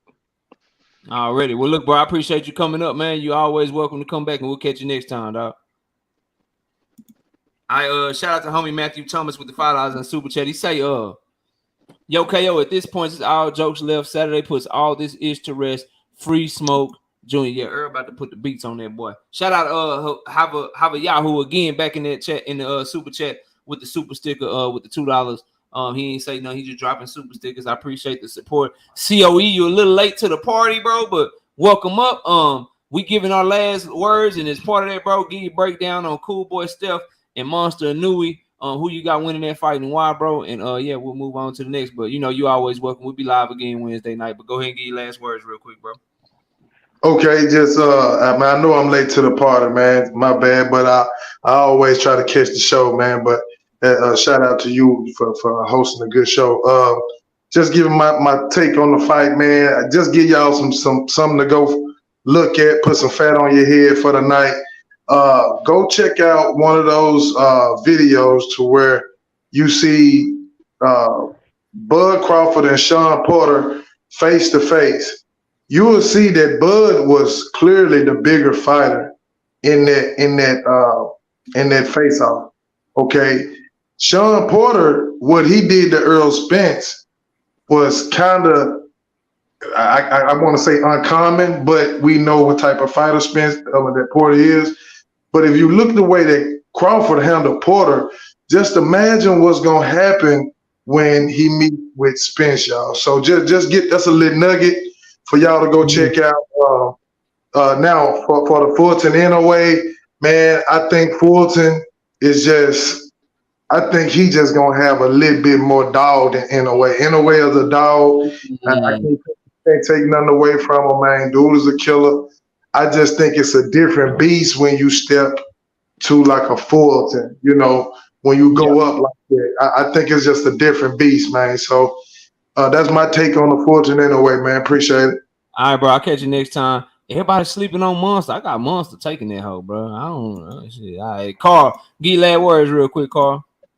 I'm just gonna jump right into it. I got Cool Boy, and the reason why I got Cool Boy because I went back. I was looking at boxing yesterday, and I went back to look at him and Figueroa. His inside game is good, and he play a lot of good defense too. And he's real fast on the counters on the inside too. And I think it's not that he ain't got power that he's gonna hurt, but he is. I think he's gonna hurt. In a way, it's gonna be the combinations that gonna be him on coming out of it from on the inside and catch him with something else. Cause he do throw a lot of gut, like countering and leaving out. And I think he's gonna buzz him. And I think it's gonna be a unanimous decision for Cool Boy. All right, bro. Well, look, I appreciate you coming up, man. You're always welcome. We'll catch you next time. All right. Shout out to the homie Jay Cooley with the $2 in suit that says Buttercups prepare to be smoked. Let me go to the homie. Let me go to Lightspeed. Lightspeed, give your last words real quick. Who you got in that Monster and Cool Boy fight, man? I actually still got to do my homework. I'll be honest. I haven't seen enough of Fulton's fights or Nunez, but I mean I've seen some, but not enough. I still think just to throw out what I know so far. I think Fulton might run away with that one. I just hope it's all fair and square. I'm gonna just roll with the the American. Already. Look, bro, I appreciate you coming up. We live Wednesday and Thursday night too, man. You're always welcome to come back up, man. Enjoy the rest of your night. We'll catch you next time, dog. Yes, sir. All right, bro. Let me go to the homie Terrence. Terrence, give your last words real quick, homie. All right. All I can say about the Bud fight is timing. That's why Bud's gonna win that fight. As far as NOA, Steph, I think I got NOA winning that because I think he will. I think I got him winning 7, maybe a very close decision, but yeah, I got him winning that. So that's all I got. All right, bro. Take it easy, man. Appreciate you coming up. Let me go to Jay. Jay, you there?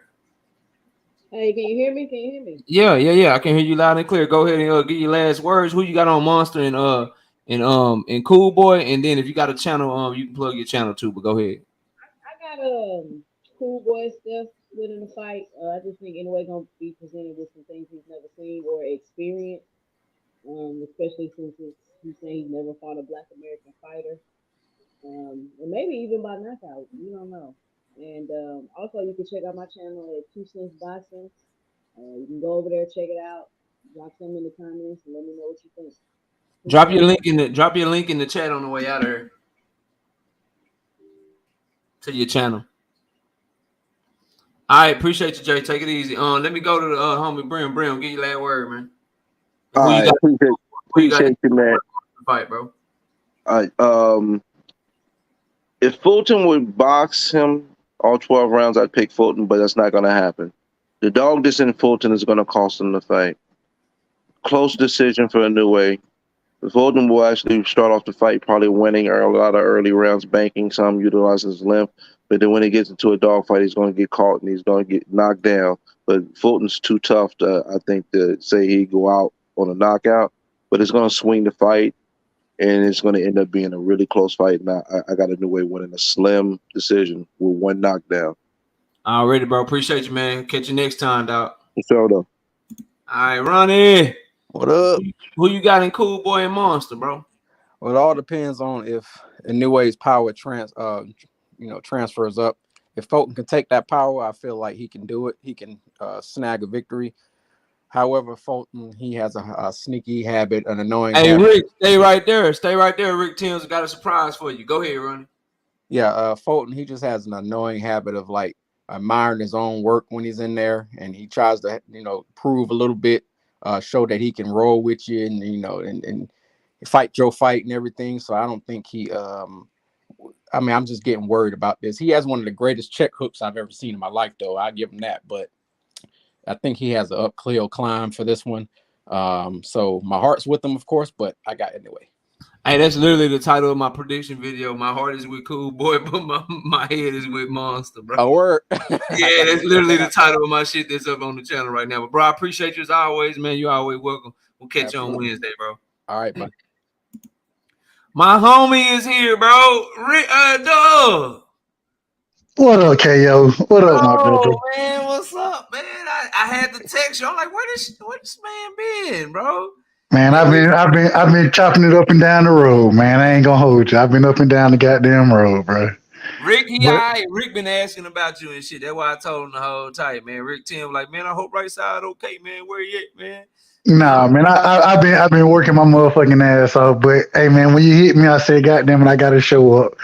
And man, hey, I be catching you live, or I be catching you on the road, man. You and BF, man, y'all my listening to back and forth, bro. I ain't gonna hold you. I be listening to y'all niggas chop it up. So I thought you moved closer to where you work at. Man, I was going, bro. I was this close to moving, and I got another opportunity. And so it seemed like that opportunity is going to come through in September, and then it's going to change some things for me. So I couldn't. I decided to kind of hold off on it because of that opportunity that I got presented with. Already, man. Well, bro, it's good to hear from you, man. You got any words on what we've been talking about today, real quick, before I wrap the show? I'm trying to go to sleep so I can get up for this fight in the morning, man. Hey, man, I ain't gonna catch it in the morning, man. Hey, look. I hate to say it, man. I saw your video. I agree with you. My heart is with Cool Boy. Hey, that shit hurt to say that shit, too. Oh, man. My heart is with Cool Boy. I hope he win. Man, I'm picking Monster to win the fight, bro. They got it messed up. This ain't Devin going to Australia to fight Cambosis, nigga. This a real fighter over here, dog. And the thing is, this a puncher, bro. Like, this is a puncher. And, I ain't even been able to really keep up. I seen niggas talking about the raps and shit. I'm like, man, damn all that, man. Hey, Cool Boy, I hope he win. I think he has the skill set to go out there and make it a hell of a fight. If he get clipped, bro, I was listening to your video and how you was breaking down some of the other fighters that Monster knocked out in the second round. I'm like, man. That's what I'm saying, bro. Like, people like, and I think it's a disservice. They don't really watch Monster. No Monster, like, they like, oh, Monster ain't fought nobody. But I'm like, bro, dudes that's like giving people problems and beating people out, he getting out there. He fuck them up. In a round and a half, bro. He fucking them up. So fast, so explosive, nice jab. His catch and shoot game is nasty, and he fast as hell. Like them feet jumping in and out, bro. People gonna see. They gonna see. They'll see. Like, if he don't do nothing else, he gonna win a lot of people respect. He gonna win and the problem is, my thing is some of the same attributes that Cool Boy, where he's able to win fights at. You know what I'm saying? His footwork, the length and range, how he's able to control the distance. Some of that shit, man, when you run up against a puncher like Monster, bro, he's able to nullify some of that. You know what I'm saying? So it's gonna be a crazy fight. I'm excited for it, but I ain't gonna be able to catch it. I'm gonna be watching the playback tomorrow at the job. But man, shout out to everybody in the chat, man. Much love to everybody, man. Real quick before you go, Wes said he tried to tell you on the show a month ago. He did. Y'all got on my ass, man. I was on his head, bro. But you ain't gonna listen to me. I've been told y'all what Monster was gonna do. He told me that. That's a fact. My nigga always did tell me that. That's a fact. He picked Monster before anybody I ever heard pick Monster. So I gotta give him that credit. But hey, man, shout out to everybody in the chat, man. Shout out to everybody who hearing me right now. Hey, everything is good. Everything is good. We gonna be back in a minute, man. We're gonna be back, but man, much love to you, KO. Much love to everybody. And hey, real quick, man, Bud finna get the shit beat out of him. I'm just letting y'all know. Y'all wanna? I hear all the man. EJ finna put them hands on, but I heard a brother tell me today. He said EJ gonna miss weight on purpose because he need punch resistance. All right. This is where we going with this now. But man, much love, KO. Much love to Miss KO. Much love to everybody in the chat. I just had to jump on for a second, man. All right, man. I'll catch you next time. Be safe on the road. And shout out to the homie right side, man. Shout out to everybody. OG Thrill Hill say them dudes not as good as Fulton. Facts. But ain't none of them dudes Fulton fought as good as Monster either, OG. So, OG, I took our work. Shit. Hey, OG Thrill here. I took our work for this shit. So I'm waking up early to watch this shit, man. Then I'm gonna spend the rest of the day chilling with the wife and the kids and shit, man. But hey, look, man, shout out to everybody that came through. Shout out Miss KO, Kai Alexandra, Bully Gibson, AJ64, Rick Timms, Big Ray, Thrill Hill, Diana, Hava, man, I'm having trouble saying your name. Hava Yahoo, Ronnie Bravo, Javon 1007 Speaks, Upper Echelon, Diana, Fareed, Carl Brown, MJ. Everybody that came through, showed up and showed out. I appreciate each and every one of y'all. If y'all don't do nothing else, man, be sure to watch boxing early in the morning, man. We got Monster Inouye and Cool Boy Steph. Probably one of the best fights of the year, in my opinion. I think this fight gonna be more competitive than the fight we got going on Saturday. But y'all let me know what y'all think. I appreciate each and every one of y'all. Subscribe to the channel if you're new here. We'll catch y'all Wednesday night at 7:30 p.m. Central Time. We'll be live. Peace out to the homie Snacks B, Edgar Chavez, and everybody else. And y'all be sure to check out the daily content we drop to the channel every day. I see y'all tomorrow, man. Peace out, bro.